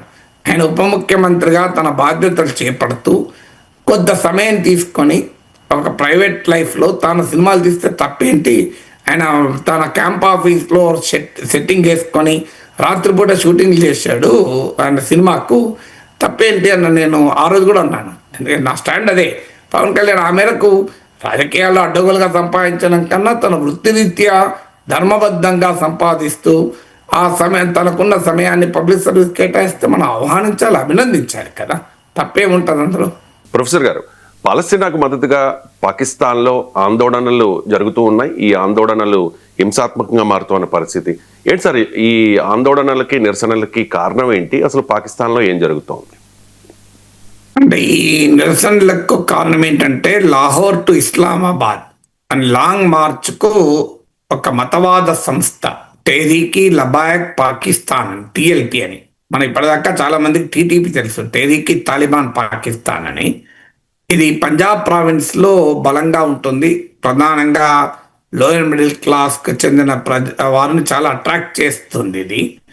ఇది వాళ్ళ వెబ్సైట్లో పేర్కొంటున్నది ఏంటంటే, పాకిస్తాన్లో రాజకీయ పరంగా మతపరంగా ప్రవక్త గౌరవాన్ని నిలబెట్టే ఏకైక రాజకీయ సంస్థ, ఏకైక సంస్థ అని చెప్పుకుంటారు. So the only political and religious organisation that protects the honour of the prophet. ఇది వాళ్ళు చెప్పుకున్నటువంటి ఎక్స్ప్లెనేషన్. టెహ్రీకి లబాయక్ పాకిస్తాన్ అంటారు, టిఎల్పి అంటారు. ఇది పంజాబ్ ప్రావిన్స్లో ఉండే సంస్థ కనుక చాలా కీలకం. ఎందుకంటే Pakistan army, Pakistan political leadership కూడా ఈ పంజాబ్ ప్రావిన్స్ నుంచే ప్రధానంగా ఉంటుంది. మీకు బుట్టోళ్ళు సింధు నుంచి ఉన్న నవాజ్ షరీఫ్లు, ఇప్పుడు ప్రైమ్ మినిస్టర్, ఇప్పుడు అధికారంలో ఉన్నవారు మీకు అసీం మునీర్ నుంచి మొదలుకొని షబాజ్ షరీఫ్ వరకు పంజాబ్ నుంచే వచ్చారు. సో అందువల్ల ఆల్రెడీ పాకిస్తాన్ లోని ఖైబర్ పఖ్తూన్వా మండుతోంది, అక్కడ టెహ్రీకి తాలిబాన్ పాకిస్తాన్ బీభత్సం సృష్టిస్తోంది. ఇటీవల ఆఫ్ఘనిస్తాన్ పాకిస్తాన్ల మధ్య పరస్పర మిలిటరీ దాడులు జరుగుతున్నాయి. బెలూచిస్తాన్లో బెలూచ్ లిబరేషన్ ఆర్మీ తిరగబడుతోంది. అలా పాక్ ఆక్యుపైడ్ కాశ్మీర్లో అవామీ యాక్షన్ కమిటీ నాయకత్వంలో పాకిస్తాన్ ప్రభుత్వానికి వ్యతిరేకంగా తీవ్ర నిరసనలు జరుగుతున్నాయి. పంజాబ్ సింధ్ రాష్ట్రాల మధ్య నీటి వివాదాలు జరుగుతున్నాయి. పంజాబ్లో నిర్మిస్తున్న ఆర్మీ ప్రమోటెడ్ ఇరిగేషన్ ప్రాజెక్టుల వల్ల మాకు నీరు రాకుండా పోతుంది అనేది సింధులో వాదన. ఈ పరిస్థితుల్లో ఇప్పుడు టెహ్రీకి లబాయిక్ పాకిస్తాన్ కొత్త సవాల్ విసిరింది పాకిస్తాన్ ప్రభుత్వానికి. సో వీరి వాదన ఏంటంటే వీళ్ళు గత కొన్నేళ్లుగా ఇటీవల కాలంలో బాగా పాపులర్ అయ్యారు. చాలా వాయిలెంట్ ప్రొటెస్ట్లు అంటారు. నిన్న కూడా జరిగిన ప్రొటెస్ట్లో టెహ్రీకి లబాయిక్ పాకిస్తాన్కు చెందినటువంటి కార్యకర్తలు ఒక పోలీస్ అధికారిని కూడా చంపేశారు. తర్వాత సాద్ రిజ్వీ అని టిఎల్పి నాయకునిపై కూడా కాల్పులు జరిగాయి. అతను ఇంజూర్ అయ్యాడు. తర్వాత అతని సోదరుడు కూడా చనిపోయాడని వార్తలు వస్తున్నాయి. మన మీడియాలో వస్తున్న కథనం అయితే ఇండియా టుడేలో చూశాను నేను. ఈవెన్ పోలీస్ కూడా టిఎల్పి వారిపై కాల్పులు జరపటానికి నిరాకరిస్తే సైన్యాన్ని దించాల్సి వచ్చింది అని. సో అందువల్ల ఆల్రెడీ టెహ్రీకి ఇన్సాఫ్ ఇమ్రాన్ ఖాన్ పార్టీకి ఆర్మీకి మధ్య ఘర్షణలు జరిగాయి. ఇప్పుడు టిఎల్పి కూడా పాకిస్తాన్ సెక్యూరిటీ ఎస్టాబ్లిష్మెంట్ పైన తిరగబడుతోంది. ఇటీవల ఆఫ్ఘాన్ ఫారెన్ మినిస్టర్ అమర్ ఖాన్ ముత్తాకి ఇండియాలోనే మాట్లాడుతూ ఆర్మీలోని ఒక వర్గము మాపై ద్వేషం పెంచుకొని దాడులు చేస్తుందని ఆరోపించారు. సో ఇలా పాకిస్తాన్ అల్లకల్లోలంగా ఉందనటానికి టిఎల్పి దాడులు కారణం. వాళ్ళు లాహోర్ నుంచి చలో ఇస్లామాబాద్కు ప్లాన్ చేశారు. దాంతో భద్రతా బలగాలు రంగంలో దిగి దాన్ని ఆపటానికి ప్రయత్నించాయి. వాళ్ళు గతంలో కూడా పశ్చిమ దేశాల అంబాసిడర్లు ఎక్కడా పాకిస్తాన్లో ఉండకూడదు అని anti American anti western stand తీసుకున్నారు. సో ఈ టిఎల్పి వారు గ్లోబల్ ఇస్లాం అని కూడా అంటారు. వీళ్ళు ఈవెన్ విదేశాల్లో కూడా దాడులు చేసినారన్న ఆరోపణలు కూడా ఉన్నాయి. సో వీళ్ళు పాలస్తీనా ప్రజలకు సాలిడారిటీగా వీళ్ళకేం ఈ Lahore to Islamabad long March కూడా ఏ రకమైన డిమాండ్లు ఏం పెట్టలే. వాళ్ళు పాలస్తీనా ప్రజలకు సౌహార్దత తెలిపారు. సాలిడారిటీలో భాగంగా మేము ర్యాలీ తీస్తున్న చలో ఇస్లామాబాద్ చేపట్టామని. కారణం ఏంటంటే ఇజ్రాయిల్కు పాకిస్తాన్ దగ్గర అవుతుందన్నది వాళ్ళ ఆరోపణ. ఎందుకంటే ట్రంప్ నాయకత్వంలో జరిగిన ఈజిప్ట్లో జరిగిన ఈ గాజా ఒప్పంద సమావేశానికి పాకిస్తాన్ ప్రైమ్ మినిస్టర్ వెళ్ళాడు. నార్మల్గా అసీం మునీర్ కూడా వెళ్ళాలి. ప్రైమ్ మినిస్టర్ పోకపోయినా అసీం మునీర్ పోతాడు. అక్కడ Trump my favourite field marshal Asim Munir అని కూడా లేకపోయినా సంబోధించాడు. సో కానీ అసీం మునీర్ పోలేదు. కారణం ఏంటంటే ఇప్పటికే టిఎల్పి లాంటి సంస్థలు ఆర్మీపై తిరగబడుతున్నాయి.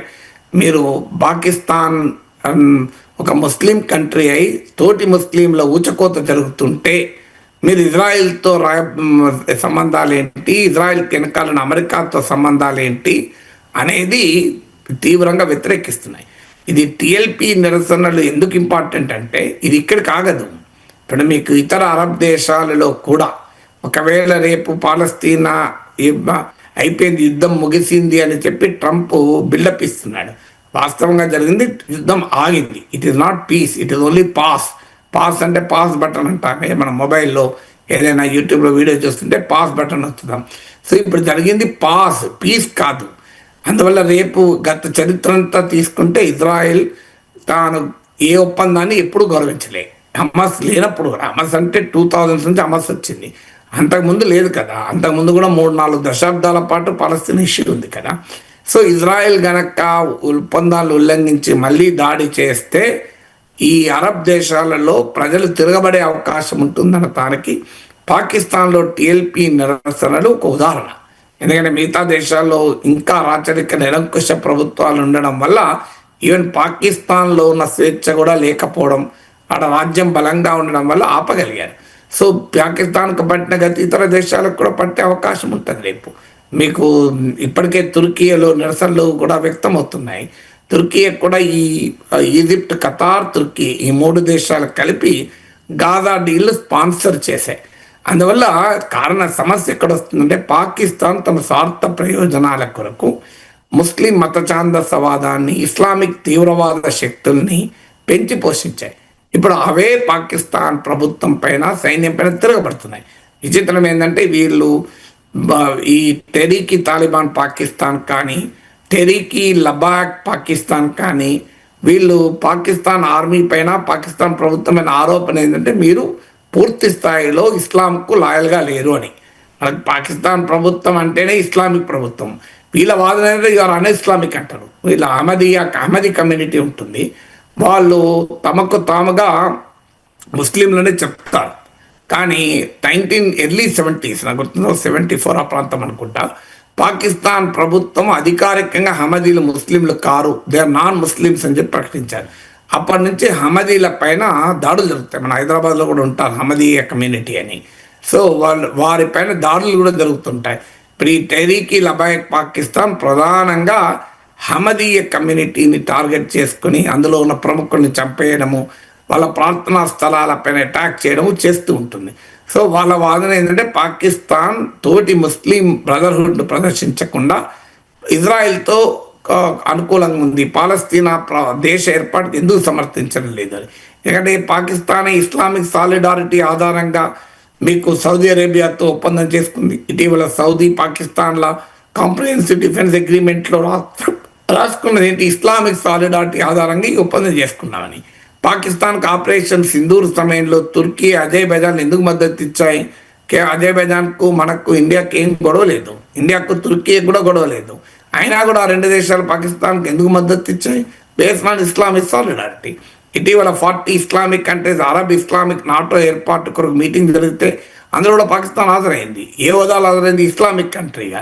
సో అందువల్ల మీరు మీ రాజకీయ అవసరాల కొరకు మీరు అధికారాన్ని నిలుపుకోవటానికి Pakistan army, Pakistan ruling establishment మతాన్ని ఉపయోగించుకుంటే ఆ మత ఛాందసవాదమే తిరిగి ఇప్పుడు అటాక్ చేయడం మొదలుపెట్టింది.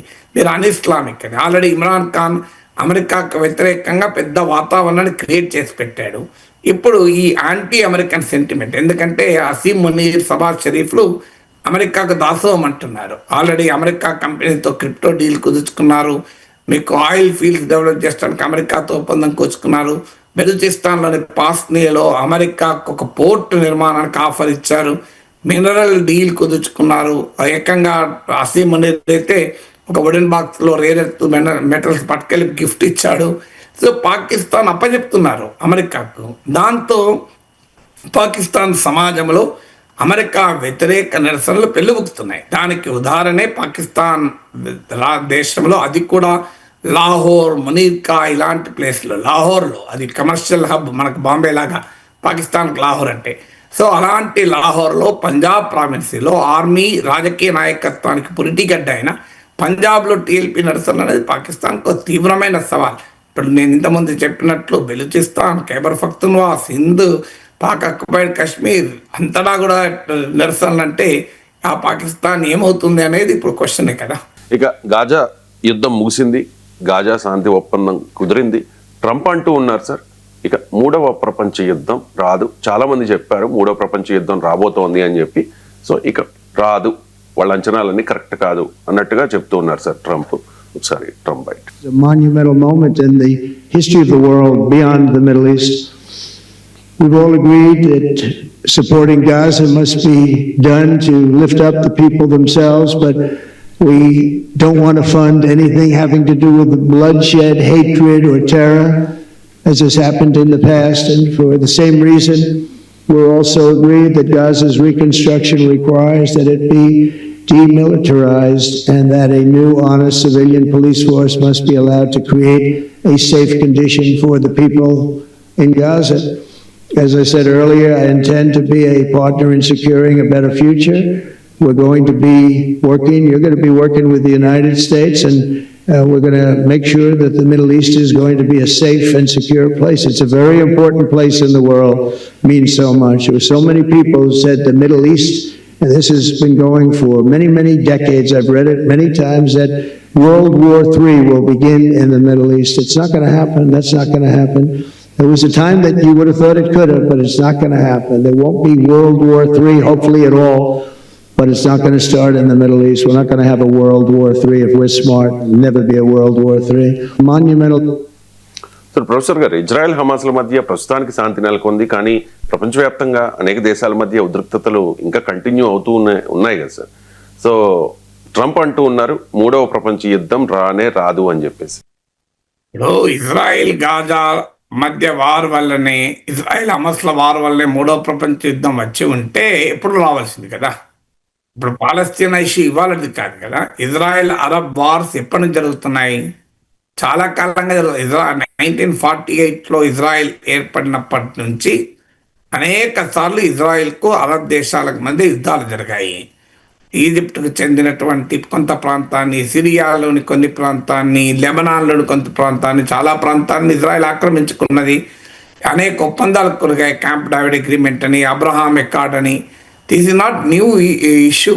ఇప్పుడు ఏదో కొత్తగా స్టార్ట్ అయ్యి దీనివల్ల 3వ ప్రపంచ యుద్ధం వచ్చేది నేను ఆపినా అంటే బహుశా నోబెల్ బహుమతికి నేను థాయిలాండ్, కంబోడియాల మధ్య వార్ ఆపాను, కాంగోలో ఘర్షణ ఆపాను, ఆర్మేనియా, అజర్బైజాన్ల మధ్య యుద్ధం ఆపాను, వాళ్ళందరినీ పట్టుకొచ్చాడు కూడా. ఇలా మన ఈ గాజా పీస్ డీల్కు షోకేస్ లాగా ఆర్మేనియా, అజర్బైజాన్ నాయకులు కూడా పిలిచాడు. ఇండియా పాకిస్తాన్ యుద్ధం ఆపాను. ఇలా చెప్పుకుంటూ పోతున్న కహానీలో భాగంగా నేను 3rd వరల్డ్ వార్ ఆపాను, నాకు నోబెల్ ప్రైజ్ ఇవ్వరా అని ట్రంప్ చెప్పుకోదలుచుకున్నాడు. ఎందుకంటే ట్రంప్కు ఉండే అబ్సెషన్ అది. కానీ అసలు ఇజ్రాయెల్ అరబ్ వార్, పాలస్తీనా ఇష్యూ పైన ఇజ్రాయెల్కు, పాలస్తీనాకు, ఇజ్రాయెల్కు అరబ్ దేశాలకు మధ్య యుద్ధాల వల్ల 3rd వరల్డ్ వార్ వచ్చుంటే ఎప్పుడో రావాలి కదా. ఇదేమి ఇవాళ కొత్తగా వచ్చిన ఇష్యూ కాదు. లాస్ట్ 80 ఏళ్ళుగా నలుగుతున్న ఇష్యూ. 80 ఏళ్ళు. ఇప్పటికి పోనీ ఏమైనా పరిష్కారం దొరికిందా అంటే పరిష్కారం ఏమి దొరకలే. ఇప్పుడు యుద్ధం ఆగింది, ముగియలేదు. ఇప్పుడు ఇజ్రాయెల్ ఏమంటోంది, హమాస్ కంప్లీట్గా నిరాయుధులు కావాలి, హమాస్ ఆ ప్రభుత్వం నుంచి అధికారాన్ని వదిలేయాలి, గాజా నుంచి వెళ్ళిపోవాలని. అధికారం వదలటానికి వాళ్ళు సిద్ధపడ్డారు, కానీ గాజా నుంచి వెళ్ళిపోవటానికి కానీ ఆయుధాలు వదలటానికి కానీ వాళ్ళు సిద్ధంగా లేరు. ఇజ్రాయెల్ కంప్లీట్ ఆక్యుపేషన్ ఆపేసి ఒక ప్రత్యేక పాలస్తీనా దేశం ఏర్పడితే దాకా మా పోరాటం సాగుతుంది అని చెప్తున్నారు. సో మరి ఎక్కడ మిగిలిన ప్రత్యేక పాలస్తీనా దేశాన్ని ఎట్టి పరిస్థితుల్లో అంగీకరించమని నెతన్యాహు అంటున్నాడు. సో పరిష్కారం ఎక్కడ జరిగింది? సో ఇప్పుడు కుదిరింది కాల్పుల విరమణ మాత్రమే. ఇది అందరికీ అవసరం, అందువల్ల కుదిరింది. ఇజ్రాయెల్కి అవసరం ఏంటంటే అర్జెంటుగా బందీలు విడిపించుకోవాలి. ఎందుకంటే నెతన్యాహు తీవ్రమైన ప్రజా వ్యతిరేకత ఎదుర్కొంటున్నాడు. హమాస్కు కాస్త ఊపిరి పీల్చుకోవాలి. వాళ్ళ నాయకత్వం అంతా దెబ్బతిన్నది, ప్రజలలో చాలా గందరగోళం ఉంది, ఆకలి కేకలు ఉన్నాయి, కంప్లీట్ శిథిలమైంది. అందువల్ల వాళ్ళకు అవసరం. ట్రంప్కి అర్జెంటుగా అవసరం తాను చూడండి గాజా యుద్ధాన్ని ఆపాను, నాకు నోబెల్ ప్రైజ్ ఇవ్వండి అని. ఎందుకంటే ట్రంప్ ఎన్నికల క్యాంపెయిన్లో యుద్ధం ఆపుతానని ప్రామిస్ చేశాడు. Ukraine war and Gaza war. Ukraine war ఇప్పటికీ ఆగలేదు, అది ఆయన చేతులు లేదు, అది పుటిన్ చేతిలో ఉంది. అందువల్ల ఇక్కడన్నా కనీసం తన మాట అయిన నెతన్యాహు ఉన్నాడు, తన మాట అయిన అరబ్ దేశాలు ఉన్నాయి కనుక వాళ్ళను పిలిచి ఒక ఒప్పందం పెట్టుకున్నాడు. కానీ మౌలికమైన ఇష్యూ పాలస్తీనా స్వతంత్ర దేశం ఏర్పడడం అనేది జరగలేదు. ఇవాళ ట్రంప్ ఇజ్రాయెల్ పార్లమెంట్లో మాట్లాడుతున్న సమయంలో కూడా పార్లమెంట్లో 2 ఎంపీలు పాలస్తీనా దేశం ఏర్పడాలి అని చెప్పి నినాదాలు ఇచ్చారు కూడా. మరి ట్రంప్ ఏర్పడుతుందని చెప్పాలి కదా, చెప్పలే కదా. సో అందువల్ల ఇది only pass but not piece అని చెప్పేది. అందువల్ల 3వ ప్రపంచ యుద్ధం అంటూ దీనివల్ల జరిగితే ఆ ప్రమాదం ఎక్కడ పోయింది? ఈ సమస్య పరిష్కారం కాలేదు. అసలు ఇంతకన్నా పెద్ద సమస్య యుక్రెయిన్ వార్ కదా. అక్కడ పుటిన్, రష్యా ఒకవైపు, వెస్ట్ అంతా ఒకవైపు ఉంది. ఇక్కడ ఆ సిచ్యువేషన్ లేదు కదా. ఇజ్రాయెల్కు అరబ్ దేశాలకు మధ్య జరుగుతున్న, ఇజ్రాయెల్కు పాలస్తీనా మధ్య జరుగుతున్న యుద్ధం ఇది. అఫ్ కోర్స్ అమెరికా ఇజ్రాయెల్కి అండగా ఉండొచ్చు, కానీ రష్యా, చైనాలు వీళ్ళేమి గాజాలో పాలస్తీనా ప్రజలకు అనుకూలంగా మేము యుద్ధం చేస్తామన్నారా? అరబ్ దేశాలే మాటలు తప్ప యాక్చువల్గా నిలబడి గాజా ప్రజలకు అండగా నిలబడ్డ ఉదాహరణలు లేవు కదా. కానీ ఉక్రెయిన్ వార్ అలాంటిది కాదు కదా. ఒకవైపు రష్యా, మరోవైపు నాటో వర్సెస్ రష్యా ఉన్న వారే ఆగలేదు. అది మరి ఇది 3వ ప్రపంచ యుద్ధం ఇది ఆగితే అది ఇంకా గ్యారెంటీగా 3వ ప్రపంచ యుద్ధం రావాల్సింది కదా. అందువల్ల ఈ 3వ ప్రపంచ యుద్ధం అనే యొక్క కహాని చెప్తూ నోబెల్ ప్రైజ్కి ఇవ్వాలని అడగడానికి ఒక మార్కెటింగ్ ఎక్సైజ్ లాగా ఉంది. సార్, గాజా శాంతి ఒప్పందం సందర్భంగా Pakistan army chief and field marshal Asif Munir మీద ట్రంప్ ప్రశంసలు కురిపించినట్టే అర్థం చేసుకోవాలి సార్. ఆయన అంటూ ఉన్న Trump my favourite field marshal Asif Munir అని చెప్పేసి ఒకసారి ఆ బయట కూడా ప్లే చేయండి. Sharif of Pakistan, and also I have to say my favorite field marshal from Pakistan, who's not here, but the Prime Minister is here, and you're going to give his regards. Where are you? There you go. Thank you very much. Do you want to say what you said to me the other day? Come, would you like to say what you said the other day? I think it was so nice. Please. Thank you very much, my dear President Trump. Prime Minister Sharif of Pakistan, and also I have to say my favorite field marshal from Pakistan, who's not here. Yes sir, ఆయన రాలేదు కానీ my favourite field marshal అంటూ ఉన్నారు sir Asif మునీర్ని ఉద్దేశించి. ఎందుకు Asif Munir ట్రంప్కి favourite? అంటే favourite Asim Munir అయినా మొదటిసారి ఇప్పుడు కొత్తగా చెప్పేది ఏమీ లేదు. ఈవెన్ మీకు వైట్ హౌస్ లో కూడా ఆయనకు విందు ఇచ్చాడు. ఒక దేశాధినేతకు ఇవ్వాల్సినటువంటి గౌరవాన్ని వైట్ హౌస్ లో ఇచ్చాడు. It's my honour to meet him అన్నాడు. ఇది నా గౌరవాన్ని ఇస్తుంది అని అన్నాడు. అంతకన్నా ఇంకేం కావాలి? సో ఒక దేశాధినేతకి ఇచ్చే హోదా ఇచ్చి గౌరవాన్ని ఇస్తా అన్నాడు. ఎందుకు? ట్రంప్ కూడా తెలుసు ఈ సబాజ్ షరీఫ్ అనేది ఉత్సవ విగ్రహమే, ఆర్నమెంటల్. ఇప్పుడు మనం బట్టల దుకాణాలకు వెళ్తే బయట బొమ్మలు పెట్టి బొమ్మలకు చీరలు, షర్ట్లు, డ్రెస్సులు వేసి పెడతారు. అది నిజంగా మనుషులు వేసుకున్నది కాదు, బొమ్మలు వేసుకున్నారు. అలా షబాజ్ షరీఫ్ ఒక బొమ్మ. ఆయన నిజంగా అధికారం ఏమీ లేదు, నడిపించేదంతా ఆర్మీ. ఇది ట్రంప్కు తెలుసు, ప్రపంచానికి తెలుసు. అందుకే ఆయన అసీం మునీర్ గురించి ప్రస్తావిస్తాడు. తర్వాత ఆయన వ్యక్తిగతంగా ట్రంప్కు బెనిఫిట్ చేస్తున్నాడు. ఏం చేస్తున్నాడు బెనిఫిట్? సో పాకిస్తాన్ తీసుకెళ్ళి అమెరికా దగ్గర తాకట్టు పెడుతున్నాడు. సో అంతకన్నా ఎవరు పెడతారు? ఒక మంచి క్లయింట్ కదా. ఎందుకంటే ఉదాహరణకు మీకు పాకిస్తాన్ ఖనిజ సంపద మొత్తాన్ని అమెరికాకి అప్పచెప్పారు. మీరు రేర్ ఎర్త్ మెటల్స్ మీరు ఉత్పత్తి చేసుకోండి అని. యుఎస్ మెటల్స్ కంపెనీతో $500 మిలియన్ ఇన్వెస్ట్మెంట్కి ఆల్రెడీ పాకిస్తాన్ ఒప్పందం చేసుకుంది రేర్ ఎర్త్ మెటల్స్ డెవలప్ చేయడానికి. ఇప్పుడు అమెరికా ఈ రేర్ ఎర్త్ కొరకు చైనా పైన ఆధారపడుతుంది. సో అందువల్ల అమెరికాకు అర్జెంటుగా కావాలి రేర్ ఎర్త్ మెటల్స్. అలాగే పాకిస్తాన్ ఆయిల్ ఫీల్డ్స్ను డెవలప్ చేసుకోవడానికి అమెరికా కంపెనీలతో పాకిస్తాన్ ఒప్పందం చేసుకుంది. అంతేకాకుండా పాకిస్తాన్ అమెరికాకు చెందిన ఒక కంపెనీతో క్రిప్టో డీల్ కుదుర్చుకుంది. ఆ కంపెనీలో 60% వాటా ట్రంప్ ఫ్యామిలీదే. అంటే ట్రంప్కు పర్సనల్గా కూడా బెనిఫిట్ అయ్యే రీతిలో పాకిస్తాన్ ఆర్మీ చీఫ్ నాయకత్వంలో పాకిస్తాన్ చర్యలు తీసుకుంది. క్రిప్టో డీల్ కుదుర్చుకుంది, మినరల్ డీల్ కుదుర్చుకుంది, పెట్రోల్ డీల్ కుదుర్చుకుంది. తాజాగా అసీం మునీర్ ప్రతిపాదన ఏంటంటే మీకు బెలూచిస్తాన్లోని పాస్నీలో ఒక $1.2 బిలియన్ ఒక సివిలియన్ పోర్ట్ నిర్మించమని ఇచ్చారు. సో ఇది చైనా నిర్మిస్తున్న గ్వాదర్ పోర్టుకు 100 కిలోమీటర్ల దూరంలో, ఇండియా ఇరాన్లో నిర్మిస్తున్న చబహార్ పోర్టుకు కూడా సమీపంలో. సో ఆ రకంగా కూడా పాకిస్తాన్ అమెరికాకు ఉపయోగపడుతోంది. సో పాకిస్తాన్ ఆర్మీ చీఫ్ ఇంత దగ్గరగా తీసుకెళ్ళి ట్రంప్కు అప్పచెప్పాడు పాకిస్తాన్ను. సో ఇలా అన్ని రకాలుగా ఇప్పుడు బెలూచిస్తాన్లో ఈ ఖనిజ సంపద ఉంది, ఆయిల్ అండ్ గ్యాస్ ఉంది. అలాగే మీకు అక్కడ మీకు మినరల్స్, రేరర్స్ కూడా ఉన్నాయని చెప్పి. సో అందువల్ల దీనికి తోడు అమెరికా నుంచి ఆయుధాలు కొనటానికి కూడా పాకిస్తాన్ ముందుకొచ్చింది, పెద్ద ఎత్తున ఆయుధాలు కొనటానికి. సో అందువల్ల అమెరికాకు business, Trump is a business man. So తనకు ఎవరు బాగా బిజినెస్ డీల్స్కి సహకరిస్తే వాళ్ళు ఎవరన్న దాంతో సంబంధం లేకుండా వాళ్ళు పొగుడతాడు. ఆర్మీ చీఫ్ ఎందుకు రాలేదంటే అక్కడ టెరీకి లబాయక్ పాకిస్తాన్ అండ్ TLP అనే సంస్థ Lahore to Islamabad long March చేపట్టి పాలస్తీనా ప్రజలకు అనుకూలంగా పాకిస్తాన్ ప్రభుత్వానికి వ్యతిరేకంగా, ఆర్మీకి వ్యతిరేకంగా పెద్ద ర్యాలీ తీశారు. సో ఆర్మీ డిఫేమ్ అవుతుంది. ఇప్పుడు ఈ ఒప్పందంలో కనుక భాగస్వామి అయితే ఇజ్రాయిల్తో కలిసింది ఆర్మీ అన్న చెడ్డ పేరు పాకిస్తాన్ సమాజంలో ఆర్మీ పట్ల వ్యతిరేకత పెంచుతుంది.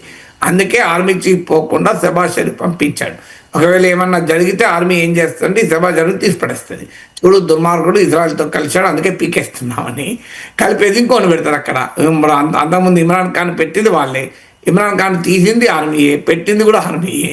ఇప్పుడు అంతకుముందు నవాజ్ షరీఫ్ని తీసింది ఆర్మీయే, ఇప్పుడు నవాజ్ షరీఫ్ తమ్ముడైన షబాజ్ షరీఫ్ పెట్టింది కూడా ఆర్మీయే. అందువల్ల ఆ సమాచారం పంపిస్తారు. రేపు ఎప్పుడైనా పాకిస్తాన్ సమాజంలో వ్యతిరేకత పెరిగిందనుకోండి, ప్రజలు తిరగబడ్డారనుకోండి, వెంటనే షహబాజ్ షరీఫ్ ట్రైటర్, ద్రోహి, వెళ్ళి ఇజ్రాయెల్కి అప్పచెప్పాడని చెప్పి పీకేసి కోని పెడతారు. అందుకొరకు ఆర్మీ చీఫ్ ఈ ఒప్పందానికి దూరంగా ఉన్నాడు, అది ఎత్తగడగా దూరంగా ఉన్నాడు. సో అందువల్ల ట్రంప్ ఒక దేశాధినేతల సమావేశం, అది ఒక గాజా ఒప్పందము.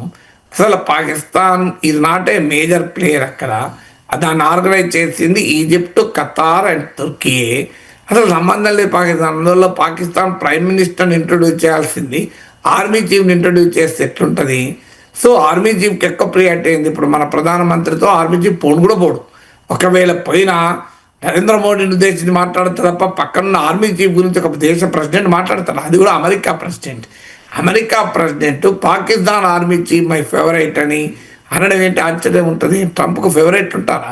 ఎవడికి అసీం మనీర్ ఇలాంటి వాడు ఫేవరెట్ అంటే ట్రంప్ యొక్క సైకాలజీ ఏంటి? ఏమన్నాడు ఫ్లోరిడాలో? అమెరికా గడ్డపై నుంచి ఏమన్నాడు? మా దగ్గర అణ్వాయుధాలు ఉన్నాయి, మేము కనుక పడిపోయే పరిస్థితి వస్తే సగం ప్రపంచాన్ని కూడా పడేస్తామన్నాడు. ఒకవైపు ఏమో ఇండియా పాకిస్తాన్ల మధ్య అణుయుద్ధాన్ని ఆపాను, న్యూక్లియర్ వార్ ఆపాను, మిలియన్స్ చచ్చిపోయేది ఆపానంటాడు. మరొక వైపు ఓపెన్గా ప్రపంచానికి నేను అణుయుద్ధం చేస్తానని బెదిరించిన వ్యక్తి మొన్న మై ఫేవరెట్ అంటాడు. ఇంతకని అర్థం ఉందా?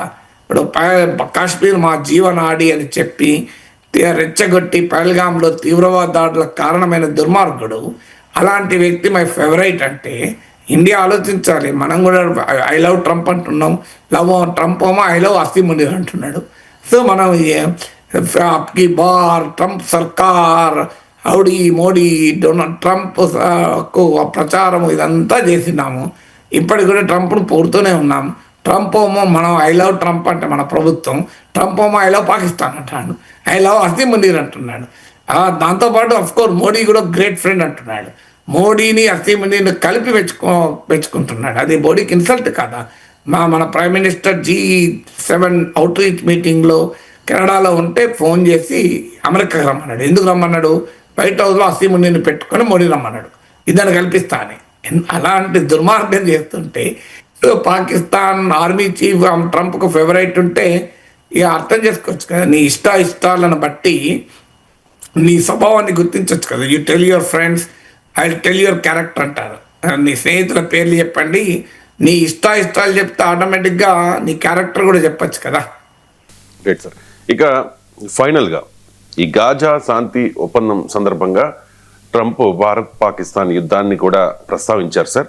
200% టారిఫ్లు వేస్తానని బెదిరించి పాక్ యుద్ధాన్ని నేనే ఆపాను అని చెప్పి మళ్ళీ ఆయన క్లెయిమ్ చేసుకున్న పరిస్థితి. అండ్ ఇంకో కామెంట్ కూడా చేశారు సార్, భారత్ పాక్లు కలిసే ఉంటాయి అని చెప్పేసి. సో భారత్ పాకిస్తాన్ యుద్ధం ఆగడంలో మీ పాత్ర లేదు, మీ ఇన్వాల్వ్మెంట్ వద్దు అని చెప్పి భారత్ పదే చెప్తూ ఉన్న పరిస్థితి. మళ్ళీ అంటూ ఉన్నారు భారత్ పాకిస్తాన్లు కలిసి ఉంటాయి అని చెప్పి ట్రంప్ చెప్తూ ఉన్నారు. ఏంటి సార్, ఈ రెండు దేశాలు కలవాలా లేకపోతే యుద్ధం చేసుకోవాలా అనేది డిసైడ్ చేసేది ట్రంపా? కలిసి ఉండాలి అనేది ట్రంప్ ఆలోచన. ఎందుకంటే అమెరికన్ పాలసీ ఏంటంటే ఈ సౌత్ ఏషియాలో పాలసీ ఆఫ్ డ్యూయల్ కంటైన్మెంట్ అంటారు. అంటే స్ట్రాటజిక్ లాంగ్వేజ్లో మీరు ఫారిన్ అఫైర్స్ అనే జర్నల్ ఉంది, అందులో ఉన్న వ్యాసాలు చదివితే అర్థమవుతుంది. ఈ పాలసీ ఆఫ్ డ్యూయల్ కంటైన్మెంట్ ఏంటి అంటే ఇద్దరు తమ చేతిలో ఉండాలి. ఇప్పుడు అక్కడ మిడిల్ ఈస్ట్లో కూడా అదే కదా, అటు ఇజ్రాయెల్ అమెరికాకు మిత్ర దేశమే, అటు ఇజ్రాయెల్తో పోరాడుతున్న అరబ్ దేశాలు ఖతార్ కావచ్చు, సౌదీ అరేబియా కావచ్చు, United Arab emirate, Jordan, Egypt, ఇవన్నీ కూడా బహ్రెయిన్, మొరాక్కో, ఇవన్నీ కూడా అమెరికా మిత్ర దేశాలే. అంటే రెండిట్ల ఇద్దరు కొట్లాడుతున్న దేశాల మిత్ర దేశాలు ఎట్లుంటాయి? ప్రాక్టికల్గా ఉండకూడదు కదా, కానీ అదే అమెరికా విధానం. ఇక్కడ కూడా అమెరికాకి ఏంటంటే పాకిస్తాన్ కావాలి. ఎందుకు కావాలి అంటే చైనా ఇన్ఫ్లుయెన్స్ను తగ్గించాలని. ఎందుకంటే పాకిస్తాన్కు చైనాకు నెక్సెస్ ఉంది కనుక, చైనా అమెరికాకు పోటీ కనుక చైనా నుంచి పాకిస్తాన్ ఎంతో కొంత విడగొట్టాలి. ఇది మొదటి లక్ష్యం. రెండో లక్ష్యం ఏంటంటే ఇరాన్ ఇన్ఫ్లుయెన్స్ను ఎదుర్కోవటానికి Pakistan is considered as edge against Iran. ఇరాన్కు వ్యతిరేకంగా పాకిస్తాన్ను ఉపయోగించుకోవాలి. ఆఫ్ఘనిస్తాన్లో లివరేజ్ కొరకు కూడా పాకిస్తాన్ ఉపయోగించుకోవాలి. ఉదాహరణకు మీకు ఈ రెండు కూడా చరిత్ర కూడా సాక్ష్యం. 1970s ప్రెసిడెంట్ నిక్సన్ అమెరికా అధ్యక్షుడిగా ఉన్నప్పుడు హెన్రీ కిసింజర్ డిప్లొమసీలో భాగంగా చైనాతో సంబంధాలు పెట్టుకోవాలి, చైనాతో కలిసి సోవియట్ యూనియన్ను ఎదుర్కోవాలని అమెరికా విధానాన్ని చేపట్టిన సమయంలో చైనాకు అమెరికాకు మధ్య అనుసంధానకర్తగా లింక్గా పాకిస్తాన్ ఉపయోగపడింది. అలాగే మీకు ఆఫ్ఘనిస్తాన్లో సోవియట్ సైన్యాలు ఉన్న సమయంలో అమెరికా పాకిస్తాన్తోనే కలిసి అక్కడ మిలిటెంట్లను ముజాహిదీన్ల పేరిట తీవ్రవాద మూకల్ని ఎంకరేజ్ చేశారు. అలాగే మళ్ళీ వరల్డ్ ట్రేడ్ సెంటర్పై దాడుల తర్వాత తాలిబాన్పై అమెరికా యుద్ధం ప్రకటించినప్పుడు కూడా మళ్ళీ పాకిస్తాన్ అమెరికాకు ఫ్రంట్ లైన్ అలై. సో అందువల్ల అటు ఇరాన్ ఆఫ్ఘనిస్తాన్ డీల్ చేయడానికి ఇటు చైనాతో అవసరాలకు కూడా పాకిస్తాన్ ఉపయోగపడుతుంది. అందువల్ల అమెరికాకు పాకిస్తాన్ కావాలి. దీనికి తోడు పాకిస్తాన్ అమెరికాకు క్లయింట్ కూడా. ఇప్పుడు భారతదేశం స్వాతంత్రం వచ్చాక నాన్ అలైన్ నేషన్గా ఉంటే పాకిస్తాన్ అమెరికా నాయకత్వమైన మిలిటరీ కూటమిలు సెంటో సీటో దాంట్లో భాగస్వామ్యం ఇప్పటికి కూడా చైనా నుంచే కాదు అమెరికా నుంచి కూడా భారీ ఎత్తున ఆయుధాలు కొంటాయి. తాజాగా అసీం మునీర్ పాకిస్తాన్ను అమెరికాకు అప్పచెప్తున్నాడు. మినరల్ డీల్ కుదుర్చుకుంటున్నారు, క్రిప్టో డీల్ కుదుర్చుకున్నారు, petrol diesel energy field supply develop చేయడానికి అమెరికాతో ఒప్పందం కుదుర్చుకున్నాడు. రేర్ ఎర్త్ కొరకు అమెరికన్ కంపెనీ యునైటెడ్ మెటల్స్ కంపెనీతో ఒప్పందం చేసుకున్నాడు. తాజాగా బెలూచిస్తాన్లో పాస్నీ వద్ద పోర్ట్ నిర్మాణానికి ఆఫర్ ఇచ్చాడు. సో ఇన్ని ఎకనామిక్ బెనిఫిట్స్ ఉన్నాయి కనుక పాకిస్తాన్ అవసరం. ఇక ఇండియా ఎందుకు అవసరం అంటే ఈ ఇండో పసిఫిక్ ప్రాంతం అంటారు, ఒకప్పుడు ఏషియా పసిఫిక్ అనేవారు. ఈ ప్రాంతంలో China is a rising power. China ఈ ప్రాంతం నుంచి ఎమర్జ్ అవుతూ ప్రపంచంలో అమెరికా ఆధిపత్యాన్ని ప్రశ్నిస్తుంది అన్ని రంగాల్లో, మిలిటరీ, మీకు ఎకనామిక్, పొలిటికల్, స్పోర్ట్స్, అన్ని రంగాల్లో. సోవియట్ పతనానంతరం ఇవాళ అమెరికాకు కాంపిటీటర్ చైనా. సో అందువల్ల చైనాను ఎదుర్కోవటానికి ఇండియా అవసరం. ఎందుకంటే భారత్కు చైనాకు మధ్య సరిహద్దు విభేదాలు ఉన్నాయి. గతంలో వార్ జరిగింది, గల్వాన్ ఇన్సిడెంట్ జరిగింది. యాంటీ చైనా సెంటిమెంట్ ఇండియాలో ఉంది కనుక చైనా రైజింగ్ చైనా ఎప్పుడు మనకు థ్రెట్ అని భారత్లో ఒక భయము భావన ఉంది కనుక సో దాన్ని ఆధారంగా చేసుకుని చైనా బూచి చూపెట్టి ఈ ప్రాంతంలో భారత్ను దగ్గర తీసుకుంటుంది. అందుకు ఉదాహరణే అమెరికా నాయకత్వంలోని యాంటీ చైనా కూటమైన క్వాడ్లో ఇండియా భాగస్వామి. దాంట్లో America, Japan, Australia, India. So quad చైనాకు వ్యతిరేకం కాదని ఎన్ని చెప్పినా అందరికీ తెలుస్తుంది. సో యాంటీ చైనా యాక్సిస్లో మనం భాగం. సో అందువల్ల అటు ఇండియా కావాలి, ఇటు పాకిస్తాన్ కావాలి. అందుకే రెండు దేశాలు కలిసి ఉండాలి అంటాడు. కానీ కలిసి ఉండాలి అంటే ట్రంప్కి అర్థం కావాల్సింది చాలా సింపుల్ సొల్యూషన్. పాకిస్తాన్ను ఒక్క ఆదేశం ఇచ్చి నువ్వు భారత్ గడ్డ పైన తీవ్రవాదాన్ని ఎగుమతి చేయకూడదు అని ఒక్క ఒత్తిడి చేశారు అనుకోండి, నిజమే కలిసే ఉంటాం కదా. ఇప్పుడు పాకిస్తాన్ ఇండియాకి వచ్చిన సమస్య ఏంటి? భారతదేశం పైకి సరిహద్దున దాడులు చేస్తున్నారు, అలాగే ఎల్ఓసి దగ్గర. అలాగే తీవ్రవాదుల్ని మన దేశంలోకి చొరబడేలా చేసి తీవ్రవాద ఘటనలు జరుగుతున్నాయి. పహల్గామ్లు, ముంబాయిలు, యూరీలు, పఠాన్కోట్లు, పుల్వామాలు జరగకపోతే పాకిస్తాన్తో మనకి ఏంటి ప్రాబ్లం? సో పాకిస్తాన్ బతుకుతుందో మనకు పోటీ కాదు. పాకిస్తాన్ మనకు అసలు సంబంధమే లేదు. మన స్థాయి ఏంది, పాకిస్తాన్ స్థాయి ఏంది? అదొక చిల్లర దేశము. దాంతో మనకి ఏంటి issue? So we are not obsessed with Pakistan. Pakistan is obsessed with India. అందువల్ల ట్రంప్ కనుక నిజంగానే ఇండియా పాక్లో కలిసి ఉండాలని ఆలోచన ఉంటే పాకిస్తాన్ పైన ఒత్తిడి తెస్తే సరిపోతుంది. కానీ తెస్తున్నాడా? భారత్ మీద ఉపయోగించే F-16 యుద్ధ విమానాలకు ప్యాకేజ్ ఇస్తున్నాడు. ట్రంప్ ఇచ్చాడు, బైడెన్ ఇచ్చాడు. మీరు ఒకవైపు పాకిస్తాన్ మిలిటరీ ఎంకరేజ్ చేసి ఇండియా పైకి వస్తుంటే మరోవైపు ఇండియా పాకిస్తాన్ కలిసి ఉండాలి అనేది ఏంటి? అయినా భారత్ పాక్ సంబంధాలు India stand they are bilateral, అవి ద్వైపాక్షికము. థర్డ్ కంట్రీ మీడియేషన్ మనం అంగీకరించము. అమెరికాతో సహా ఏ దేశ మీడియేషన్ అవసరం లేదు. ఇండియా పాక్ కలిసి ఉండాలి అంటే ఆ రెండు దేశాలకు కూర్చొని మాట్లాడుకుంటాయి. అయినా ఇండియాను పాకిస్తాన్ ఐసోలేట్ చేయడం కూడా మన వ్యతిరేకం. పాకిస్తాన్తో మనకేం సంబంధం? ట్రంప్ మాట్లాడితే ఇండియా పాకిస్తాన్ ఐసోలేట్ చేసి చెప్తాడు. సో ఇండియా వేరు, పాకిస్తాన్ వేరు. భారతదేశం ఒక గ్లోబల్ పవర్, ప్రపంచంలో ఒక ముఖ్యమైన దేశాల్లో ఒకటి. పాకిస్తాన్ ఏమున్నది? ఇలా కార్పొరేట్ ప్రపంచాన్ని చూడండి, భారతీయులే ఉన్నారు. ప్రపంచం, మీరు చంద్రమండలం మీదకి భారత్ వెళ్ళింది, అంగార గ్రహానికి వెళ్ళింది. మనకు పాకిస్తాన్తో లింక్. ట్రంప్కు పిచ్చి పట్టి రోజు పాకిస్తాన్ పాకిస్తాన్ ఇండియా ఇండియా పాకిస్తాన్ అని జపం చేస్తుంటాడు. ఇండియా పాకిస్తాన్ ఏంటి ఇష్యూ? ఇండియా వేరు పాకిస్తాన్ వేరు. రెండింటిని హైఫనేట్ చేయడం అనేది అబ్సల్యూట్లీ ఇల్లాజికల్ కదా, హేతుబద్ధం కాదు. అందువల్ల ఇండియాకు పాక్ ఏదైనా ఇష్యూస్ ఉంటే మనం తెలుసుకుంటాం. సో పాకిస్తాన్ సింపుల్గా వాళ్ళు క్రాస్ బార్డర్ టెర్రరిజం, సీమాంతర ఉగ్రవాదాన్ని ఆపితే ఏం ప్రాబ్లం ఉండదు కదా. Right sir, thank you so much sir.